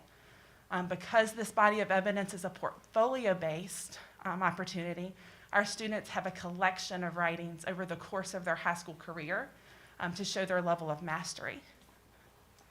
The samples included in the body of evidence can be integrated across standards and across content areas. The samples that we're able to collect from them allow our students to really apply their knowledge to produce a written piece that's understandable to the reader. And lastly, because the assessment is a collection of evidence, each piece of writing can be looked at individually and then together as a whole. This allows us to determine the performance level of our students. And because these scores of the individual portfolio are then put together with a review panel, and that panel looks at the evidence within that body of collection and verifies whether that student has met the level of proficiency. And that panel is made up of our teachers here at Amherst County. Additionally, this opportunity allows our teachers to see what our students' needs are, again, being able to inform their instruction and help our students grow as they continue to be writers. So our timeline with how we want to move forward with these samples, beginning this semester with the collection of a persuasive piece with our 9th grade students. This also includes our virtual Virginia 9th grade students who are invited into our school buildings to begin their portfolio. We actually began this process today with some of our virtual students, and it was exciting when explaining to them what they were doing today, that how we wanted to collect pieces of writing for them to show their proficiency versus sitting down to take one assessment, that they were very receptive to that, which was exciting to see. The state does provide us with flexibility to collect any missing samples for students who may not feel comfortable or who aren't able to come into our buildings at this time. Next year, we hope that our 9th and 10th graders will develop a piece to go into their portfolio, and then by spring of '24, to have our students in grades 9, 10, and 11 working to verify credit and writing. Up until that time, our students will continue to take the SOL assessment to verify. So the use of this body of evidence verifies or gives us multiple opportunities for our students to demonstrate their proficiency. It's definitely a process, but one that we feel is best for our students. So I'll be happy to try to answer any questions you may have. Mrs. Wheeler? Thank you. It's a very nice presentation, very well laid out. I think that it's definitely something that the students will get behind and that they will enjoy being able to write more authentically and to collect that portfolio. So I'm very much in favor of this type of assessment. But my question is, do the teachers feel they have the capacity for the scoring, given all that we're dealing with COVID? I guess I'm questioning timing.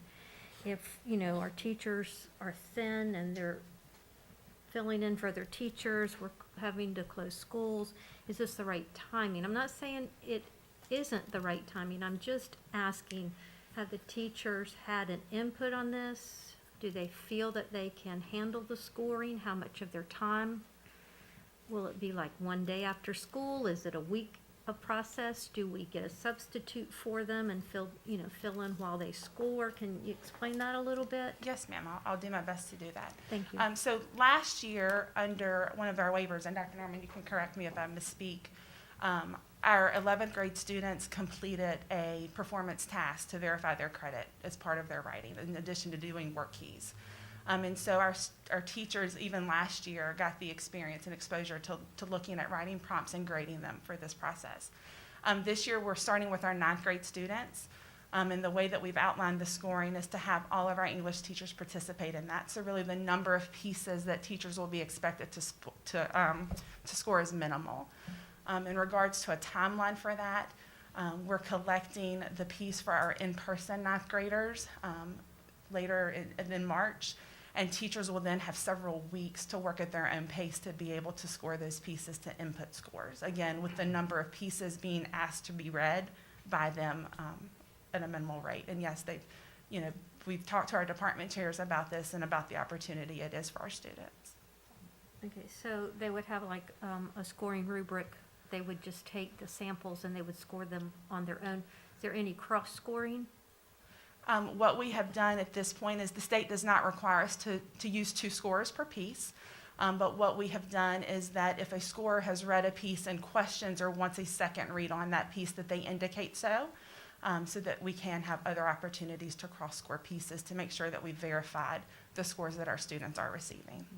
Do we have things in place if, do we remove names from it? If a student wants to question or a parent wants to question their score, is there a second score? Do we have anything like that in place?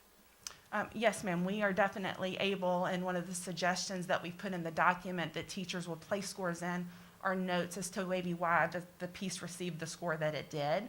And through this opportunity, if a student feels that, for example, the 9th grade persuasive piece that we're currently collecting maybe wasn't the sample or up to the quality that they want, a student can definitely have the opportunity to submit a replacement piece for that score. Because I know from experience that, you can have a teacher who has really high standards and will score something that's a little lower than another teacher who, is looking at that from maybe more of a student perspective and is scoring differently. So what do we have in place to protect students of not having any discrepancy in that scoring if there's no cross-scoring? Yes, ma'am. So each of our teachers have had to verify their scoring to recalibrate to make sure that they're scoring at the level that the state expects them to. And again, just being able to pull samples after the scoring process and put a second set of eyes on those just to kind of monitor the process, even in cases where maybe the teacher didn't indicate that they request a second view for that piece. So they do the calibration? Yes, ma'am. And I heard you say that your department chairs have given blessings on this. Have you talked with the teachers? For me personally, to go out and visit in the department meetings, I have not, but the feedback I have gotten has been well received.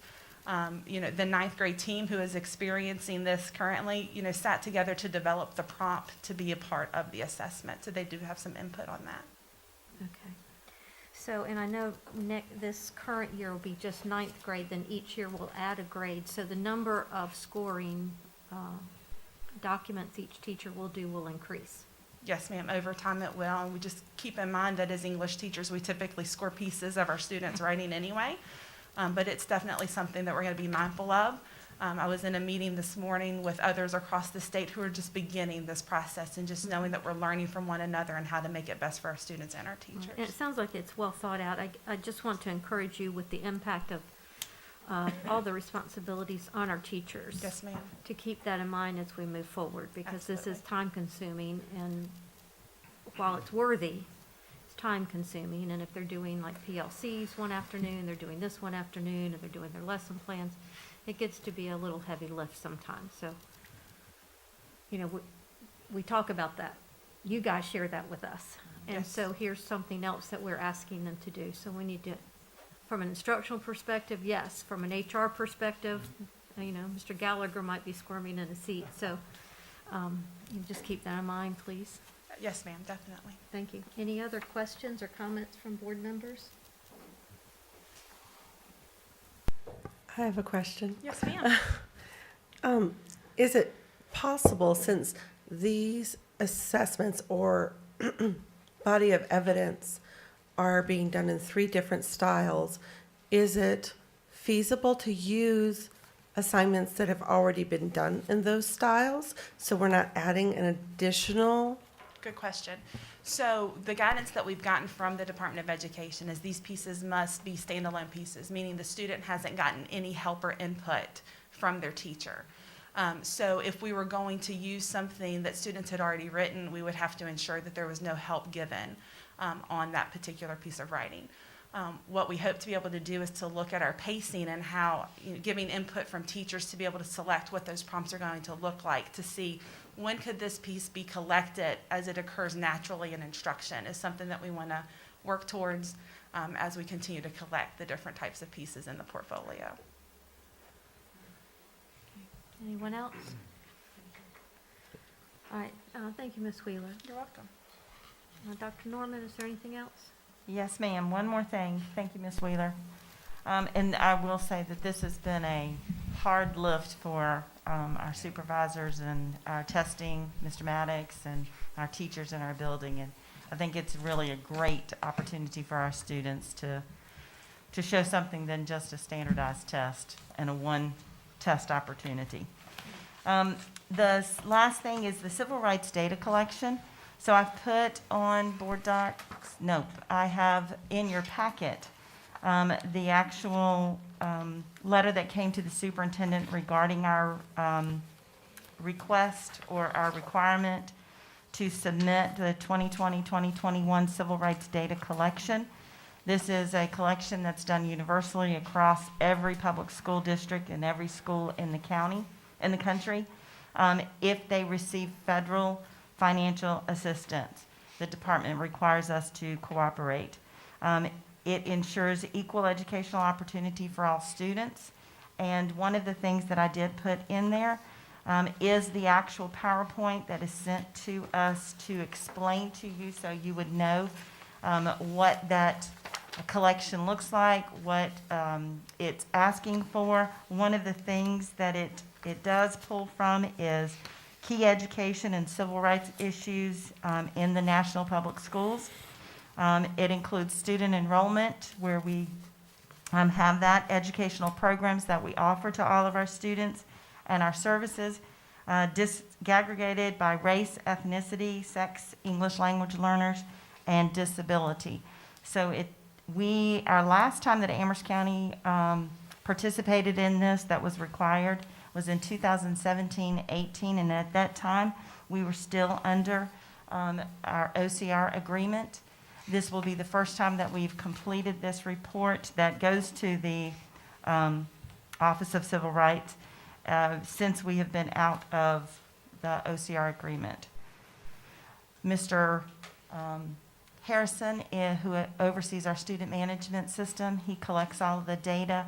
It will be reviewed by Dr. Wells and myself, and then we'll submit that to Dr. Arnold to submit to the federal government. If you have any questions, I'll be more than happy to try to answer those. Any questions? I think we're going to need time to go over everything. Yeah, thank you. And if you would like to see our last submission, in the third paragraph, it actually gives you, in the letter, it gives you the webpage where you can go to the federal CRDC website and actually type in Amherst County Public Schools, and you can see the data that was submitted during the 2017-18 collection.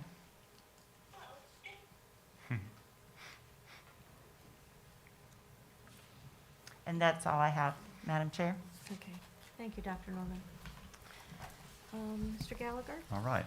Madam Chair, Mr. Vice Chair, members of the board, you have numerous memos from me posted and at your place, and also the proposed calendar. I'm going to start tonight with the monthly update on current vacancies. I try to provide that each month so that you can see where we stand. It tends to ebb and flow. We do continue to explore all avenues to try to fill these vacancies over the course of the year.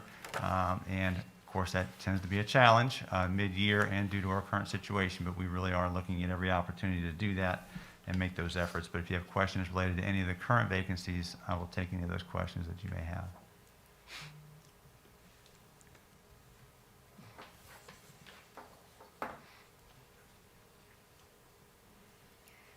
I guess, quick question. Yes, ma'am. These are positions that we currently need. Yes. But they're not ones that are, how would I say, there are some, when we look at positions that were maybe grant funded, we had some blanks. That's not here. But these are not- This is just the necessary ones that That's correct. These are the active positions and. operationally budgeted positions. These are not the grant funded That's the way to say it. additional positions. Yes, ma'am. No, but you're correct. Okay, great. Thank you very much. Absolutely. Are these new vacancies, or have they been vacancies since the beginning of the school year? So if you were to reflect on the different months, they do ebb and flow a bit. So some of these are new. The math secondary is a new position where others have come off on a monthly basis. And then some, the numbers change on some of those as well, particularly in the classified position. We fill positions throughout the year. They go down. Sometimes people, there are times when individuals may get hired and be with us for a few weeks and do something different and make a different decision. So the numbers, for different reasons, ebb and flow at times. But we continue all efforts to make sure that they're filled so we properly support our students. I really appreciate your efforts. Do people do an anonymous exit survey? We do exit surveys with our staff. That happens annually, but it would be anybody who has been with us and exited during the current year. So we do exit surveys. Everybody gets emailed that, so they would need to check their email, and if they've left us, then we would send that to their personal email so they have an opportunity to provide responses to that survey. And that's collected annually.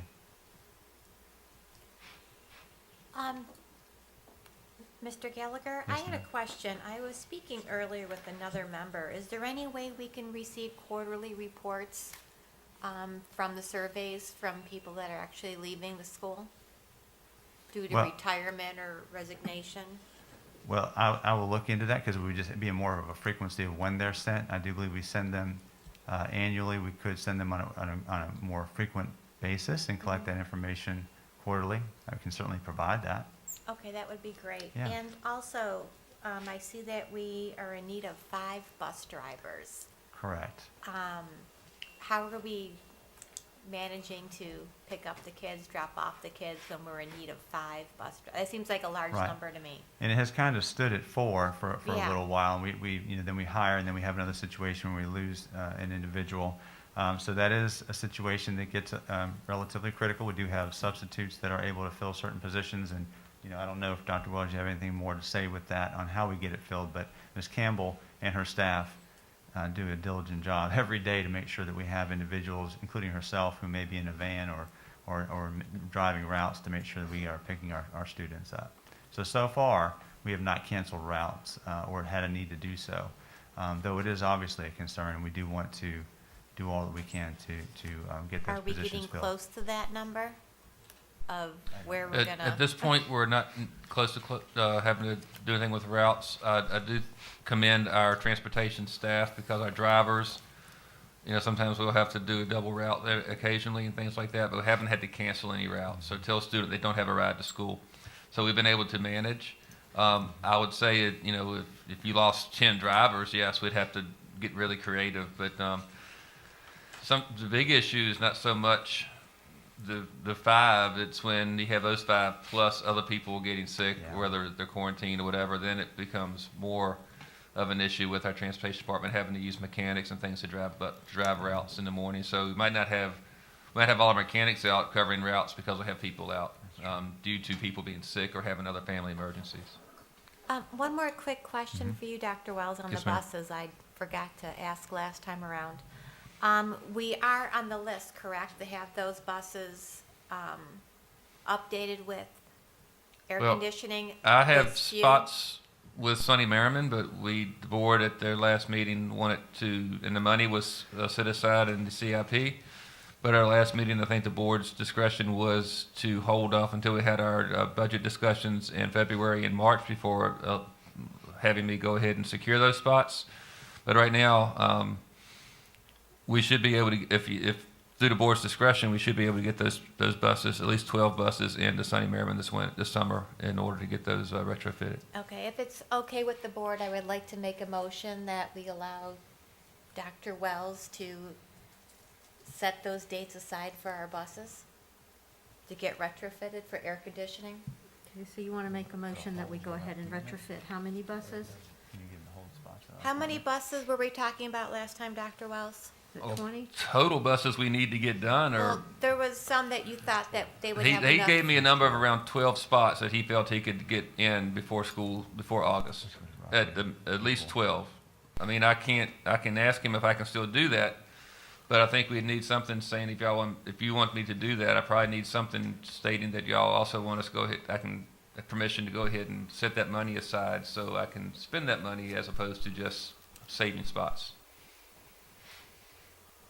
Would the board like to have a discussion on that? Well, I don't think we can just vote something in right here, right now, because we left him with another idea the last time, didn't we? I Well, have to read about it was my understanding, and Dr. Wells, you tell me if I'm right or wrong, is that you were going to hold some spots. Do you remember how many? As I said, we could do. I was thinking it was at 20? He informed me he could do at least 12. 12, yeah. But again, we're getting to a point, as the longer we delay those spots get filled by other school divisions. So that was what he told me in December. I have not spoken to him because I was waiting for our discussions regarding transportation at the February-March timeframe when doing budget discussions. Right. And I think that when we made that decision, you at least helped me understand that you were comfortable that if we waited till our March discussion. From what he told me, that we would yes, ma'am. still be able to secure those Yes. 12 From what he spots. told me in December, yes, ma'am. So has that changed? Not to my knowledge. I'm just saying, typically with all the rest of our supply chain issues, I don't want to. That's what he told me, and I would think he would be able to do that. But I would need to continue conversations with him. But I feel comfortable that the 12, going above the 12, I don't know if I'd be able to get those other additional buses in this summer or not. And can you let the board members remind us and the new board members, let them get on board with the cost of retrofitting 12 buses with air conditioning? It was roughly about, depending on the size of the bus, we're just at around 10,000 per bus. So you're talking $100 and some thousand to do 12 to do our whole fleet. To retrofit our whole fleet was going to cost us around $500,000. I think we should So, Mrs. Berg, do the 12. what was your motion? I would like to make a motion to at least get those 12 in there to get done this summer. I believe we have to do something for these bus drivers. You know, we need 5 here, and I'm afraid if we don't start at least giving them some air conditioning, some of those buses, we're going to be adding 5 more onto that list, and we can't afford to do that. So, board, would you like discussion? Ms. Logan, you had already expressed some, did you? Well, no, I was just saying out of the blue here, you know, not out of the blue, but I thought we had, I would have to go back and read the minutes. I thought we had some discussion about, talking about it during budget season, not doing it though. Right.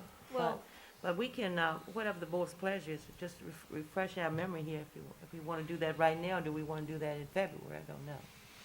So, I didn't have a problem with Ms. Berg was Madam suggesting Chair. though. I remember back in November, we brought it up because we were talking about, we had additional monies, and we, you know, they were gonna figure out how much it was gonna cost. And they brought the numbers to us last month, and I don't recall, there again, I have to look at the minutes to find out. I don't recall exactly what it was that somebody said, let's wait until March. And Would I you don't- like for me to read it? Yes, if you I don't mind, remember please, that. please. Yeah. Yeah, the board reviewed and discussed the information provided. The board asked for it to be discussed at the March budget retreat and provided more direction then. The board also requested that Dr. Wells move forward with scheduling the work to be done as a placeholder. Now, I would imagine just because of monetary purposes, that while they could put us on a placeholder, He they're wants some business funds. people too. Yeah. And if they have the money, so what I would suggest to you guys is that if you want to assure that, then I think you have to vote on money moving forward with paying for those 12 buses. Well, we were gonna take some of that money out of the. Yes, oh grant yes, funds, that money so- is there. Yeah. We have money there to do all of the buses? Well, Yes. we gave you the number for all of the buses, which was there. I think what you guys talked about last time was the 12 that, because they couldn't do all of the Yeah, buses. that at least could be done Right, this summer. but you still have to say, we're gonna pay for it before Merriman will say, yeah, we'll push these others to the side and, Personally, I would like to at least get those 12 yeah, see, I think that's what y'all We have could to do. discuss the Yeah, rest. That's what you you have know, to decide. at our For- retreat. Proper procedure, based on what Ms. Ligon said, do we need to have a motion on the floor to remove it from the March discussion and bring it to tonight's No, discussion? because you're Or only can we talking just about, vote you're on this talking about particular one? 12 Yes. here and not the whole fleet. We can talk about the whole fleet at the retreat. And I believe, Madam Chair, that also part of that conversation is we hadn't received the budget information from the state yet in December, so there was some consideration of not knowing exactly what we're going to get, and there was so there were some people who were kind of a little nervous about some of those issues as well with the state budget. Okay, Mrs. Berg, would you like to reword your motion to include the cost so that we have the intent of what you want to do, as well as the cost figure as Dr. Arnold has I suggested? would love to if Dr. Arnold would give me that cost again. So it would be 12 buses at, I'm estimating here around 9,000. I would Per say bus. $120,000 Yes. from our CIP fund.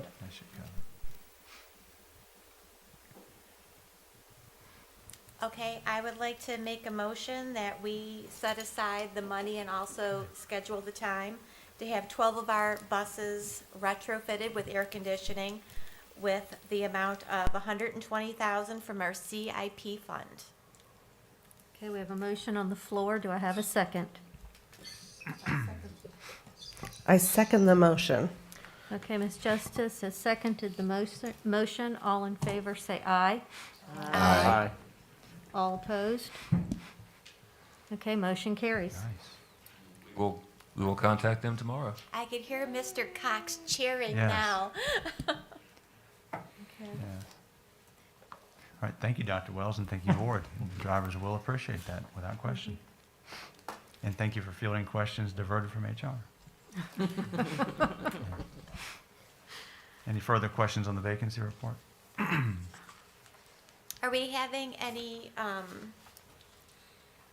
hiring things or? That's yes? coming, as far as career fairs and hiring Yes. fairs, and that's one of the memos coming up, yes. Indeed. Okay. All right, next memo that you have has to do with our proposed 2022-2023 school calendar. You've had the calendar posted. It is there for your first review here in the January board meeting. I did post the memo that kind of went back through the priorities that were identified by 303 of our employees in the November survey, identifying priorities to build into the calendar, along with the information received by the 68 individuals who responded to the second survey with comment. So you can see how that was balanced. We did bring all of this back to our ACPS calendar committee's attention to weigh all of those factors with an additional teacher added to that team for review. And as it turns out, if you look at the most recent survey information, the biggest pieces of information we saw were to how do we get back to ending closer to the end of May. One of the priorities identified in the first order was an earlier start and earlier end date, but that related more to not starting later in August, actually. We're starting about as early as we can, so we did not get feedback to start later, which would have pushed us later into June. We did integrate, you'll see in this current draft, the priorities of a teacher workday, protect the teacher workday after every grading period. We did integrate the breaks that were basically responded to very favorably. The February winter break, the 1 day, we had that this year. It'll be repeated next school year. Obviously, spring break, the fall break that we've incorporated, as well as the winter break, the standard winter break that we have in there. We did have some thoughts about being able to move the open house a little bit later. The difficulty with that is in the week of preschool is that we need to have it on that Wednesday so that we can actually adequately prepare for registration and start to route buses and so forth. So we did take everything into consideration. The only way we would be able to adjust to the most recent survey in order to end earlier, a couple of proposals. One would be to remove the winter break in February and remove several teacher work days. But I will tell you that those have been very appreciated this year, the additional ones that we've added in to give people opportunities to plan and prepare. And to remove such a key priority would be difficult, but I do understand that people would love to be able to get back to whenever it was back in the day that we were able to end school closer to the end of May. But to integrate, those priorities all kind of counteract each other. So if you would review that proposal, you don't have to vote on anything tonight. This is just for your review. And so that you can see the comments, the numbers of comments, the nature of those comments in both surveys. And if you determine that there's any other action or consideration you'd like me to make, certainly I would do that at your discretion. And I'll also would take questions at this point. Board, do you have any questions on the calendar? I have a question. Yes, ma'am. Ms. Justice? Okay. Professional development days and work days, are those designated, are any of those required to be like going off-site for training or anything? Or are these relatively within the teacher's purview of how to use it? So the breakdown there, the division-wide professional development days are typically those that the division administration identifies as certain priorities that we need to do that are essential to prepare and train our staff so that they can, basically implement their duties and responsibilities in meeting student needs. The site-based staff development are typically determined by the principals with their leadership teams and identifying building level priorities. Most of these days identified are not ones where they're going off-site, they are on-site. And there is some flexibility within that. So it may not be the entire day on a site-based staff development day, for example, but they can meet their needs this way by identifying things that we need to do to help improve everyone in the building and provide those opportunities. Are those topics, is that like set out, like sort of as a lesson plan, so to speak, at the beginning of the year of what those topics are for the professional develop, or is it more as needed? So those that come at the beginning of the school year are very well planned and laid out, obviously, throughout the course of the summer, and we have identified what we really need to, the essentials that we need to provide without overwhelming our new staff and veterans returning in order to operate that year.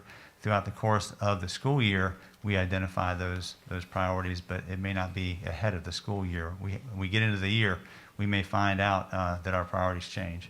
And teachers are surveyed each year Yeah. as to what their needs and those kinds of things are as well. Thank you for that, yes.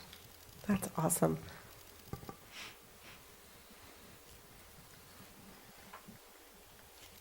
Mr. Gallagher? Yes. Yep. Anything else? Oh, no.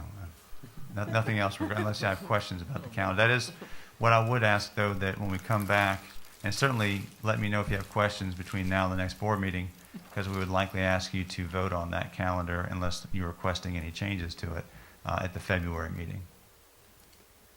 Okay. thank you. My first look at it is that it's very well done, and like you said, you would love to be able to end school at the end of May.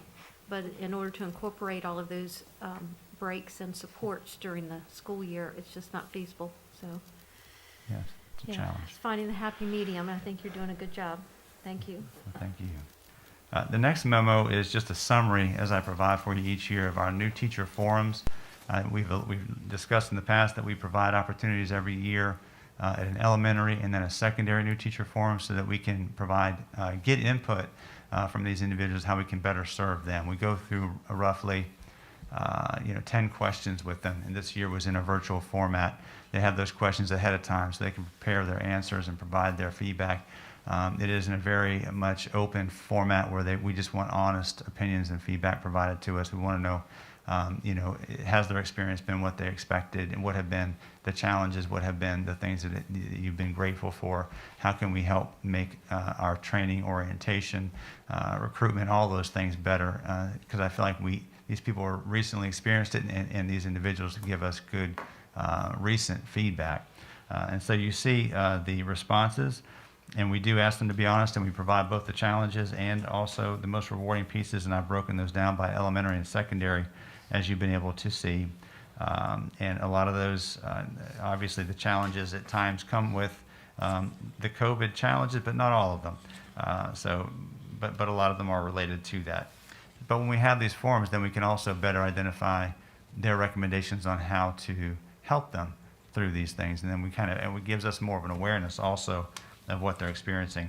But overwhelmingly, a lot of positive responses as well that we appreciate, because our goal obviously is to continue to have our administrators, our mentors, our veteran teachers, our administration supporting our teachers. That's our goal, to support teachers and all employees, all educators, to continue to be able to meet the needs of students. So we want to know if we're hitting that mark or not. On the second page, I did provide some of the quotes just because. And I do have some of our central office administrators participate. Dr. Arnold always kicks these off with a message to our new staff in leading these forums. And I feel as though it was powerful, the feedback that we received this year. In light of all the challenges that we have a lot of folks also who change divisions, and overwhelmingly from a lot of those folks, we've had very positive comments. So I wanted to reflect on those.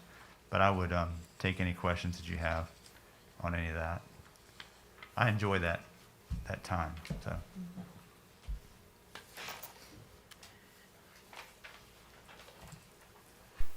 Okay. All right, next. All right, so just a recruiting update. This will get to kind of what we're doing here in February as well. But first, I've kind of outlined what the currently identified recruiting sites are for Amherst County Public Schools. Many of these are repeating, some are new. All of these come from recommendations from our Amherst County Public Schools Recruiting and Induction Committee. So we have a variety of input on that to research and identify what programs locally here in our community, but also across the state and sometimes out of state, that have excellent teacher prep programs.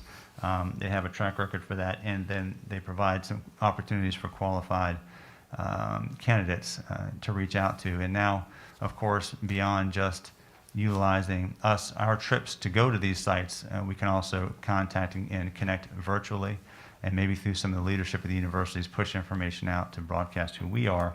And you can see those that have already been locked in and those that have not. And some of those that are to be determined may not offer recruiting events. They just haven't broadcast any information yet, as they typically do. So we don't know yet. Typically you would know by now, because February and March, those are our recruiting months, really, the way those things hit. So, but if you look at the bottom, it does note that we are holding our annual career education fair, education career fair, for both professional and classified staff on February 26th, which is a Saturday. And initially indicated that we would do that both in person and virtual. We are starting to coordinate that already. It will be likely fully virtual in light of what we have going on right now. It also might expand and get more individuals to participate. We have experience with that because last year's was virtual, and that went very well, and we actually were able to hire several individuals from that fair. But we did want to make sure that it was not only for professional but also classified staff, so that would give us an opportunity to look at other positions. And right behind that you see the flyer that has not gone out yet, but we are in the works of preparing for that. But that is a flyer that's been developed that kind of pushes out what our intent is for the career fair. That should be right behind your memo. Any thoughts or questions? One quick question. Yes, ma'am. For some reason, I'm stuck on bus drivers tonight. Oh, no worries. For people putting in for bus drivers, do they have to have their CDL, or do we assist them in getting their CDL? We do. We have training classes for that. So individuals who are interested, we can actually do that training for CDL.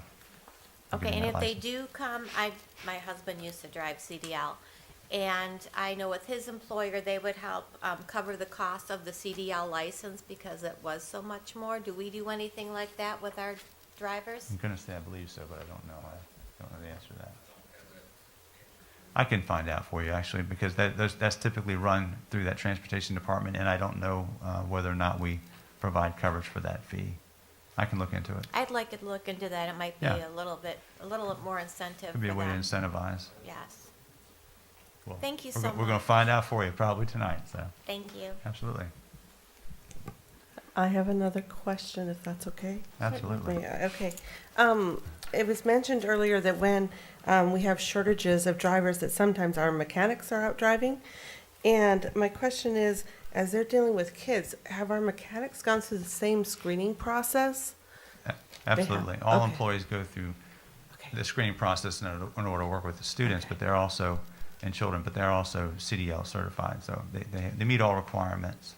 Okay, so mechanics, even though they're not necessarily working with children, have gone through that screening process? Every employee. Good, No matter okay. what role they serve in, absolutely.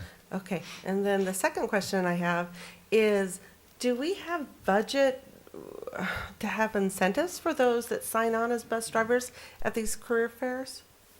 For the classified, I'm thinking of, because classified bus drivers is one of the things we're looking for, right, at the career fair? No, don't have that yet. Now, I was discussing some potential grants that are out there, but that's not one that's currently available. So that is something to consider, but it would be a budget question. Mhm. And typically, when we have sign-on bonuses, typically we want to also reinforce our current staff. Yes. Because they are actually been doing this job and working very hard. So through this current budget season, you will see what we're looking at as far as various classified positions to include transportation and how we're going to address the salaries and so forth, which will be very positive. That's about as much as I can say about that. It's projections. That's not, I'm just saying, we're looking at those things.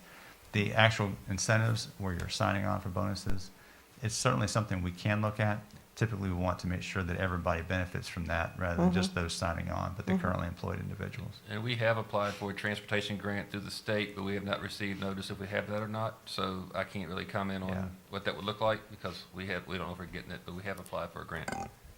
Thank you so much for your hard work. Yes, indeed. All right, lastly, I've given you a superintendent's memo, an email, so that you can see kind of where we stand. I'd let you know, I would inform you as we walked along this path. As you're already aware from previous discussions, the guidelines for uniform performance standards and evaluation criteria for teachers has been revised and edited. The revisions were in the works this past summer, but implementation date was never set until the fall of this coming school year. We don't know exactly what that looks like. We do know what the updated standard is. We've had opportunities to review that as well as some of the indicators. But the training we indicated was forthcoming. It has now been set for February for a variety of virtual training days. That should be on the back side or second page of that memo. All of our individuals within this division who evaluate and observe teachers have signed up for one of those opportunities. I've signed up for the first one, so I think that's the 8th of February, so I can see exactly what it is they're outlining. A nuance to that is they did indicate that they would let us know at that meeting and during that training what pieces of these guidelines are editable or manageable, what board discretion on what we might change or not able to change. So I'll be able to provide you information on what they say is required versus things that we can control or change within the different, the new standard and any indicators. There was another piece to that, I believe, but I think that's mostly everything. But if you look through that, you've been provided these updated guidelines and the different changes, but we haven't had an opportunity to know exactly what the expectations are going to be or how they're set during training than we will now in February in order to bring that back. And then we'll have to determine, once I give you that information, how we're going to prepare our teachers for any expectations that are required to be implemented so that they can actually meet their responsibilities and expectations. Madam Chair, may I ask a question? Ms. Burke? Yes, I was just wondering, are school board members going to be allowed to watch this? I didn't have information as to whether, and I don't know whether the word is allowed or not. We're required to have all administrators who supervise or evaluate teachers to participate. So there's been no discussion about either requiring or permitting board members. I don't think it's been a question asked as to whether folks could register and participate. So we can find that out. Yeah. Yeah, I was going to ask the same question. I'd like to review it. I know that I am supportive of culturally responsive teaching and equitable practices as far as what I understand that to be. But I also know that if there are components of this that, make some of the race issues and puts it in a perspective that we've already talked about as a board, I want us to be able to see what kind of freedoms we have, maybe to edit some of those things. I will To certainly. keep, certainly we want to keep the heart of what we're doing for our students and for our teachers, but to just keep a close handle on that to make sure it's meeting the standards of our community. I'll find out tomorrow whether or not others are eligible to jump in and register for that. Whatever that is, I'll provide you that information without question. And I'm assuming that the second link is the handbook that we can look at. Teacher performance evaluation system, which we currently have adopted the previous one set out by the state, and we've adapted it a little bit, but that's what we use. And this is a new and revised guidebook or handbook. So it's a new proposed teacher performance evaluation system that's in line with the new changes. That's nothing we've adopted yet, but that would be changes that would, if desired, changed in our handbook. So. Okay. Yes, ma'am. Thank you. Other board members, do you have questions, comments? Madam Chair, I have an answer for the question Ms. Berg asked earlier. So we don't charge for this, for the class, and we pay for the physical and the drug screen. For the CDLs. Okay. so- Oh, thank so- you. I'm thinking, got a little confused Sorry. for a So on a second. CDLs, yeah, the class is free, and we cover the cost of the physical and the drug screen. All right, thank you. Yes, ma'am. And quick question on the CDL. Did I hear correctly, one of the, I think Mr. Cox said something about training for CDL. I know we do that, don't we? Yes, ma'am. Do we do anything like that for maybe any of our seniors, to where they may be able to go out and identified positions? So we've been in communication with CVCC, Mr. Maddox, and working with them on some things, but right now that hasn't come to fruition yet, but that's something we have been in communication with them on, trying to get something where you can get graduates. But this CDL covers bus drivers, it doesn't cover the other, but we're trying to get a combination set up where we could do both. But that hasn't worked out yet. The pandemic kind of put And I us think behind a little bit. CVCC has tried that several times, but I think the last time they tried it, they didn't get enough interest, but I think that might be And different at understand this that point. too. Okay. Could we also find out the cost of the CDL here in Virginia? I knew what it was in New York. I'm not sure what it is here in Virginia. I can The find that. additional cost. Do that. Anything else, Mr. Gallagher? No, that's all for me this evening. Thank you. Oh, look at that. You beat me to it. I'm going to strike that one. There you go. Could we look into maybe possibly reimbursing our bus drivers for that fee when they have to renew their license? We will certainly look into that and what that would take. That, And that's a big hunk of money when, they need some extra money. I'll review that consideration, then we'll get back to you on where we are with that. Yes, indeed. Thank you so much. Thank you. All right, we're moving on to 10.01, information from student reps. So, Sienna?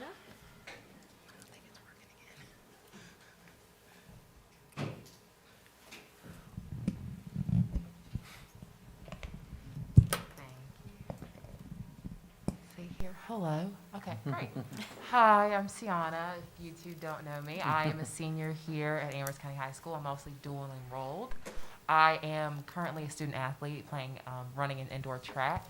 My associate Peter couldn't be here tonight, so I will be speaking on his behalf. I honestly don't have much to report back at all, but Peter has said that the Real World Design Challenge submitted their materials and will be getting the results later this month. Awesome. Thank you. I can expand upon that. I think, as you know, Mr. Cargill has a group that they do that every year, and that's one thing that they're working on.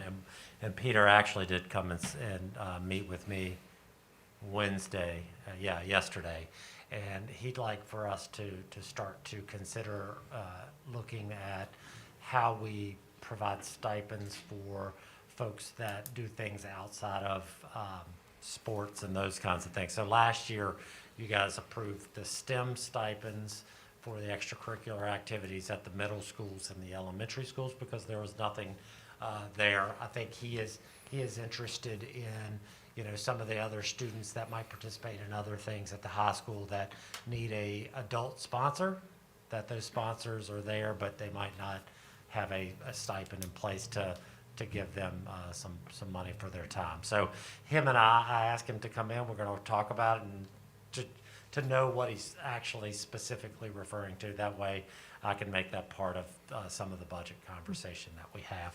Could I ask a quick question on this idea of stipends? Could that be donated from the public? If the public wants to see a certain activity going on after school, would they be able to fund a stipend for that? I'm not sure if I've ever been asked that question. Have you ever been asked that question? We're full of questions tonight. Yeah. Now, are you saying a recurring stipend, or are you saying once that would be the only thing, is that your commitment to providing that stipend, is it, there'd be a lot of logistics, obviously, we would have to deal with, because we do accept donations, and we do accept donations that are earmarked for certain things. So the only problem with it is there's taxes, and there's all of the other things that go along with paying somebody something. Most people donate and you just buy something like a good or something like that. But we can certainly check in on it. We'll find out. All right, thank you. Okay.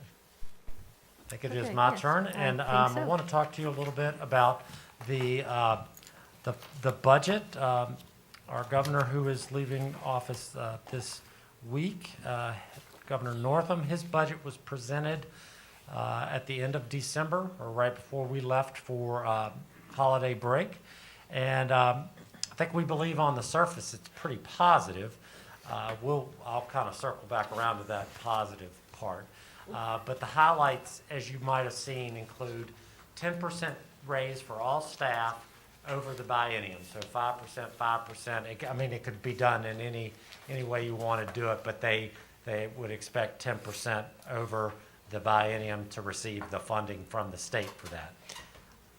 And you guys might not know this, but that 10% raise is not fully funded by the state. We locally have to take on a bit of that burden because they only fund SOQ positions with their raises, and no school system in the state runs a school system on SOQ funded positions. It's just nowhere near enough. So we have to have more staff, and we have to pick up those folks' raise. So while they say it's 10%, we always keep in mind that it's not always they're giving us all of that money. It requires us to take on some of that. The other highlight of the budget that he put out was that there is money in for each school division for specific construction projects. So this is something that we haven't seen, and I don't know if I've seen it since I've been in public education, but we're getting, in this budget, we're getting a set amount of money to apply to our capital improvement or construction projects. And so once we kind of get a sense of what that number is going to look like, we'll certainly bring that to you. But that won't be a part of the operating budget. It is to be spent separately, specifically on construction, and we have a time frame for that as well. But it is a good stepping off point for the state, because you guys know there's been a lot of talk about school construction and how to fund it. And so that's something that we're excited to bring to you. Now, we have to remember that this is the outgoing governor's budget. Governor-elect Youngkin starts Saturday, so he'll have to weigh in on this, as well as the Senate and the General Assembly. And so it's a long session this year, so we're going to have to wait until the end of February. And of course, once we get that in place, then we'll be able to bring more specific information to you. But in the meantime, Ms. Lukanich and I will be working on the development of this based on your feedback, our school's feedback, our administrative team's feedback. And so we're just trying to put all that together right now to make a budget that most reflects everybody's desires and needs. One thing I think that we ought to be discussing, and if we have the ear of our General Assembly and Senate members, is that we were at a VAS conference, the superintendent's conference, this past week. I did it virtually, but we have a budget analyst who's been doing this for maybe 40 years. And he says that the state currently has more discretionary funds than they've ever had in his time doing this job. So in 40 years, the state has never had more funds available to them. And I feel like it would be good for us to push for that, to push our legislators to use that money for public education. But you know I'm going to always advocate for public education. But I think that if you believe so as well, I think that a conversation with them would be helpful, because I think it's important to remember that, you know, when the recession hit in 2009, the state gave public education about $3.6 billion in funding for public education. Since that time, the state's operating budget has increased 110%. The state's number that they've given to public education has not increased at all. It's still like $3.6 billion. So they're getting their money and they're investing it, but it's not in public education. And if they have discretionary funds, I would advocate that we advocate for doing some things like everything that you guys have been talking about requires more money, you know, and at some point we have to have people invest in that from the state. And so that's where we are with the budget right now, because as you guys know, there are gonna be 3 different versions, and we're gonna have to bring to you our best guess up until we get a finalized budget. But on the surface, it is positive. It is more money. As a matter of fact, I think the amount of money that has been invested in the state has finally passed the 2009 marker. So in 2009, what they invested in state public education was here. Over the last 10 years, it's kind of done this, and it's been trying to come back up. It has just passed the 2009 number. So they've just gotten us back to where we started a while back, and so hopefully they can add some more to those revenues that we're receiving. Does anybody have any questions about the budget?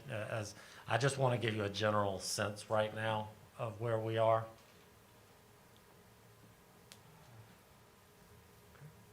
Yeah, and I really have no idea what to expect in the next, with other folks, their budgets. And so our hope is that it stays very similar, and we'll be in a good place if that happens. The second thing I have is statement of economic interest reminder to you. It is due by before February 1, to Ms. Cecil. If you've done that already, thank you. If you have not, please do that prior to February 1st. Got a couple of reminders in terms of dates. So we have a FOIA training that is required of us each year. The attorney will be here prior to the next meeting at 5 o'clock to do that training with the entire board. That is something that you guys have been through. This will be a first for you guys, but that is something that all boards are required to go through. And then I wanted to talk a little bit about our norms and governance training. We did not do it last year. We had several misfires on that because the VSBA requires 100% attendance. And so in order to do that, we had written March 17th down, but I would like to propose that you look at March 3rd. March 3rd is our budget workshop. And that way, if we do them both like we were going to do last year, you don't have to come to this building 2 separate times to do 2 different things. We can do it all on one day and get the governance training done in the morning, and in the afternoon we can do the budget workshop. So I would suggest that we look at that. We try to put that on the books because y'all are going to be here that day anyway. Is there any issues with that? I don't have any issues as long as we can do the budget and Oh, the yes. next day. You feel that Yes, we can do that? Yes, ma'am. You on board with that, everyone? Starts at what time? 9. 9 to okay. 3, Ms. Ligon? We don't put an end date, end time yet. Yeah, I know. Quick question. I have on my calendar that we have a budget meeting on the 17th. Is that If we need it. if we need it? Yeah, that's Okay. the one that's set up just in case we have issues where we got to come back and change some things. So we'll have our work session on the 3rd, and then we'll have our board meeting the following Thursday on the 10th, Yes, and then the 17th if we need it. yes, ma'am. And then do we have a work session on the 24th if we need it? Oh, hold on. Do you have the calendar? I don't have the calendar in front of me. Oh, I just have where I wrote it on mine. Oh, the budget. We need to pull up the budget Because calendar. it seemed to me like March, we had a lot, so we may want to make sure that the Yeah. new members have all that, and that mine Give are us, give us 1 second. accurate.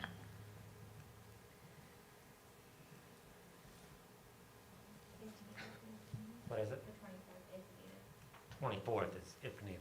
Okay, So so is what about the 17th 17th? an actual date? Oh, okay. Okay, so we have the 3rd as a full day, the 10th, our regular board meeting, and then the 24th as needed. And the 17th. as And the needed. 17th. Yeah. All right, so board members, that means mark your calendar for every March. Thursday for the first 4 March. Thursdays in March. For what time? Like 6, Yes. 5, 4? 6. Yeah. Thank you for checking that. Madam Chair, that is all I have. Okay, thank you. And the next thing we have are committee reports from school board members. So, Mr. Terry, So the STEM Academy has not met. We actually were planning to have a meeting next week, and it got pushed off another week, and we'll go virtual again. So it's kind of the way of the world right now. So that's where we are. Okay, thank you. Ms. Berg, do you generally have one? No, but No? are we saying good? Not yet. Ms. Ligon? Well, Laurel has not met again since we were here last time. One thing I received today is just the new calendars that LCS has put into effect, and we agreed to Laurel will do the same thing. And as far as the legislative and all that information, JT Kessler sends us something every day, so that's how I keep up with it. And if you need to keep up more, just give me a call and I'll call him. So those are my 2 reports. Good, thank you.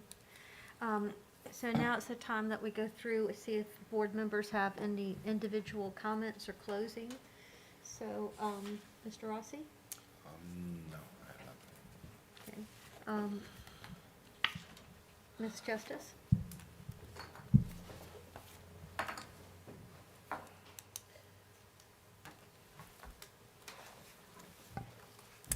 First of all, I want to say thank you for your hard work, Dr. Wells, of responding very quickly to our questions and reports and being accessible. Thank you, Dr. Gallagher, for answering our questions, and thank you, Ms. Wheeler, for your detailed explanation. And Dr. Arnold, thank you for your quick responses as well. And especially our student coming here, sitting here through our meeting. Yeah, really appreciate that investment. Thank you so much. 2 things stand out to me tonight. One is our bus drivers and the need they have, for years, traveling across the U.S. You see signs everywhere offering rewards, incentives, etc. for bus drivers. And bus drivers require a very special kind of person. Both my parents were bus drivers and bivocational. And so I look forward to us. I'm really glad the buses are on the docket to be retrofitted, those 12. And I look forward to us working aggressively towards the raise. When I look at COVID, I really am hoping that we can grow in flexibility and creativity on keeping our kids in school and trying to accommodate the various needs of our teachers in something that is changing constantly. It'll be interesting to see what our new governor, how that impacts our school systems, whether it's lots of different things. So I really look forward to getting back to school and working as hard. And you guys are working so hard, and I know you are, and I know you have the kids' best in mind, and you're trying to balance a lot of different needs and expectations. So I just look forward to maybe finding something that's a little more in school. Mr. Terry? Thank you, Madam Chair. First, Sayana, thank you for coming again. Like she said, like Ms. Justice said, sacrificing your time to be with us in this evening. And remind all the students, stay diligent, get this last semester done for all those seniors. That's right. That's right. Congratulations. Dr. Wells, when we talk about inclement weather coming, I mean, the work you guys do it's awesome. The safety of the kids is number one, and you guys show it by getting up and doing your part above and beyond, like I said, what most people ever even know that you guys do. So thank anybody who's helping and doing that we may or not see or hear about, but we appreciate everybody's efforts. It's a thankless job. So some parents are glad when school cancels, some are not, but we understand. So and to the bus drivers, we are not ignoring the situation. We are trying to get the buses done. It's not something that's gonna happen overnight. It is something, it's a process. We're gonna work through it. I wish we could snap our fingers and have it all done. It's not, can't happen like that. It is happening though. And, COVID, you know, we're working through it. Thank you there again. We're maintaining the schools we have been able to maintain. We understand where we are. It's something we knew would happen. We planned for it. Like I said, when you guys can call them tonight and say you're not coming to school tomorrow and they still not skip a beat, that says a lot for preparation and planning, because 2 or 3 years ago that wouldn't have happened. That wouldn't have happened. So it's come a long way, and I think Amherst County has done a great job in preparing for the inevitable. And so thank you for everything. And all the other reports we had, you guys provide so much information on stuff. It's great. Ms. Wheeler, thank you very much for explaining the programs. It's great. So you guys definitely put the time in, and it shows each month when we come. Thank you very much. Mr. Greiser, I want to apologize. I skipped you on committee comments, so can you hear me? Yes. Do you have, and I apologize, do you have a committee comment or your personal comment? CIP hasn't met. So the CIP committee has not met? Hadn't met, yeah, we're still waiting for the Board of Supervisors to tell us. Sort of like the other committees? Yes, ma'am. Okay. All right, so Mr. Greiser, do you have a closing comment? Just echo what Mr. Terry said. You know, as Baker student rep, I was raising the roof with you too when you said your comments. So that good enthusiasm. We need that in meetings. Just that we try to balance the issues with the buses with trying to keep our buildings functioning. That CIP pot gets a lot of hands dipped into it, so we've got a lot of tough decisions to make. So, but definitely bus drivers are our forethought too. So, but just thank y'all and Happy New Year. Thank you. Ms. Berg? Thank you, Madam Chair.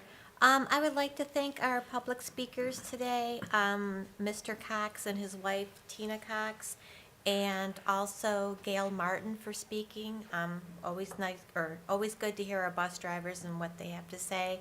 And also to Jeff Porter, thank you so much for taking your time out and spending the evening with us. And I'd like to say Happy New Year to everyone. I would also like to say thank you to Ms. Liggins for all her hard work being chair the past 2 years. Very appreciated. And congratulations to Abby for being our current chair, and congratulations to you, Mr. Terry, for being vice chair, and also a big welcome to our new board members, Don Justice and Eric, who I cannot say his last name yet. Rossi? Okay, I'll get it. But thank you, everyone, and thank you again, Dr. Wells, for keeping us up to date with all the COVID numbers, and everybody here today for all their great reports. Thank you. Thank you. Ms. Liggins? Yeah, I was just thinking as everyone was talking, we all on the same wavelength. Just 2 words come to mind. First, thanks, and thankful and gratitude for all the work that the administrators and the central office is doing, and it's not going unnoticed. We've got 2 big words in front of us: closure, for schools when the weather is pending, and then we have COVID. So C and C, but through all of it, I think we're going to make it. I've said this before, and I'll say it again. It's even more important now. We are still in the midst of a pandemic and still trying to go to school. That's saying something right there. The word survival comes to mind. I don't take this lightly. At night I lay down and I think, and I'll just say, I said, Lord, I don't know what we need to do here. Get us through this one more time. And we got so many good people out here working toward that. And it looks like, it could seem like things are dim and kids are falling behind, maybe not. But there's some good things going on. School is still open. And I've encouraged my family, and I'm encouraging other families, to use every piece of technology you have to help your child get through this situation. If you're in virtual, if you're in remote tomorrow, I know for a fact when I'm watching my grandchildren, they love phones. I mean, they can do more with my phone than I can. and they have Chromebooks and all kids I'm around. So we just need for the parents to help us a little while longer and get through this. Let's just play school. When I was growing up, we used to play school. I was the teacher, of course, all the time. And so we need to do that at home. We need your help out there in the community to help us get through this. So on days when you're quarantined and not sick, and we don't want to be really sick, we pray for that. But on days that you're quarantined or weeks that you're quarantined, just really get into those books, get into your Chromebook and get into that. And call someone for help. I didn't ask this, but Dr. Norman, I know we got people out there that are helping those who are quarantined. Am I right about that? I saw that on this. And so I don't like to use the word getting behind. I like to use the word stay up. Stay up and stay encouraged. And so, Abby, congratulations. Mr. Terry, congratulations, and welcome to the new school board members. I think you're going to enjoy this. I've had a good time. You know, you get a football pass. Is that right, Dr. Wells? I'm here for the football pass. I mean, really and truly. Mr. Terry, you know what I'm talking about. But, and just to end my report, I have been out to some games. I've enjoyed my grandchildren playing. Somebody's running with Miss Calvert, my granddaughter's running for the first time. I didn't know what y'all doing. They're going around and around and around. I was getting dizzy. And then I'm at the basketball game. So we're going to do the best we can to just stay up and let us all just try to make it through this. I just came from work. We went back in session on Monday, full session. I've been at the hospital all week. And let me tell you, I could tell you some stories, but I'm not going to do that. So this virus is real. It could be thought of as the flu, but I'm going to tell you right now, I had a touch of it. You don't want it. You don't want it. You don't want it. So do what you can to help your children stay safe and well. I don't encourage anybody to do anything other than take good care of yourself. Thank you so much. Thank you, Ms. Ligon. I would like to say welcome to Mr. Rossi and Mrs. Justice. Welcome aboard. Looking forward to working with you. I'd also like to say welcome to Mrs. Lukanich. Thank you for doing a great job tonight. Glad to have you on board. I know we've talked about welcoming you before, but tonight I think you're solo. So welcome, and I appreciated your reports very much. Thank you. Like the other board members, I want to reiterate to the bus drivers, you know, we are hearing you. We do have a lot of decisions to make and a lot of needs. And so we're trying to do our due diligence to see what that is and how we can meet those needs for everybody the best we can. So we are hearing you. We've made some advancement tonight. We understand that we need to make sure we secure those bus drivers. Without you, we wouldn't have our students in our buildings. So thank you for what you do, for your sacrifice on the cold mornings when it's dark, in the evenings when it's dark. Really appreciate that. Want to thank Mrs. Campbell, Mr. Rokes, Mr. Wells, Dr. Wells, for getting out there on the roads. I mean, like 4 o'clock in the morning. I remember one night we were here late and you were getting up at 4 the next morning. So just thank you for doing that. And I think just having the heart to open the warming center, even if it wasn't used, you know, you're showing once again how Amherst County is reaching out to our community. Ms. Ligon, you said the 2 C's, COVID and closure. We're going to do the 2 C's and an S, COVID, closure, and snow. So, you know, the job is there in front of you today, tomorrow, and next week. So our hearts and our prayers will be with you. Thank you for what you guys do and your team, what you're doing. Thank you for that grant for security. That was a nice surprise. Appreciate that very much. Also want to thank those that are doing contact tracing.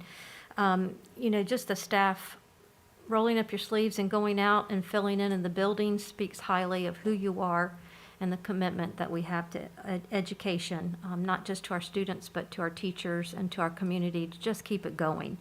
So I appreciate that very much. Also, I really enjoyed, Mr. Gallagher, your memo for our new teacher forum. You said that you enjoyed that too. I did as well. The positive comments were just elating. You know, Ms. Ligon, you said keep it moving forward, moving up, and I think those comments do that. It was also I guess, a little, not eye-opening, because we already knew that, but it also talks about, how finding time demands and getting coverage and just the heart that these teachers have for getting our students caught up, not letting them fall behind when they're on quarantine. So there is a lot of work. So I just want to reiterate, and I said this, I think, last month, let's just keep the main thing the main thing. We've got to get our students educated.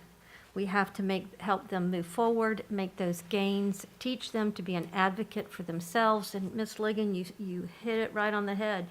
When your students are at home, when you're there, I'm speaking to the students as well as the parents, set high expectations for yourself. Find a place that you can do your work and move forward with it. Don't settle for second best. That's what it's going to take in the world.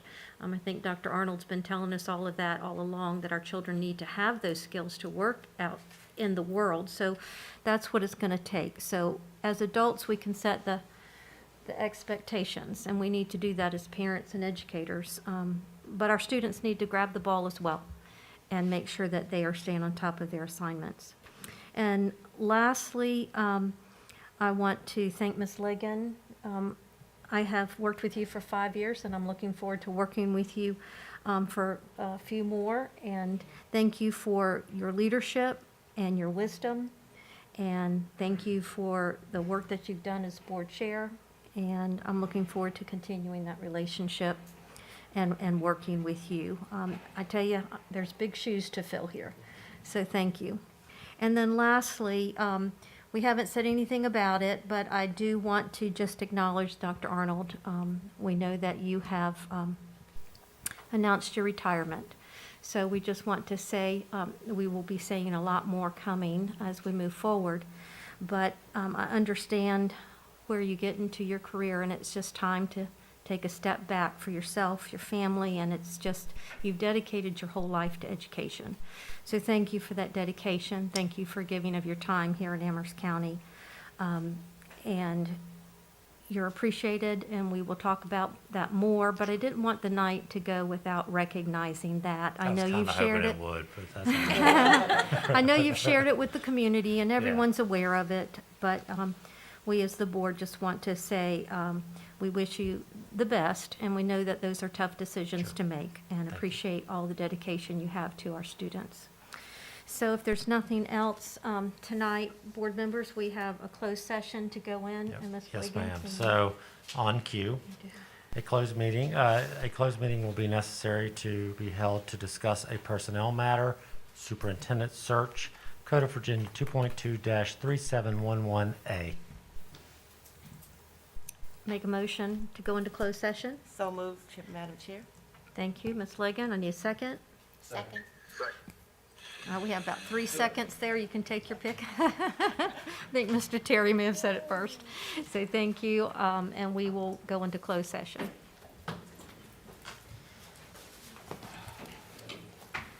Do y'all want to take 5 minutes?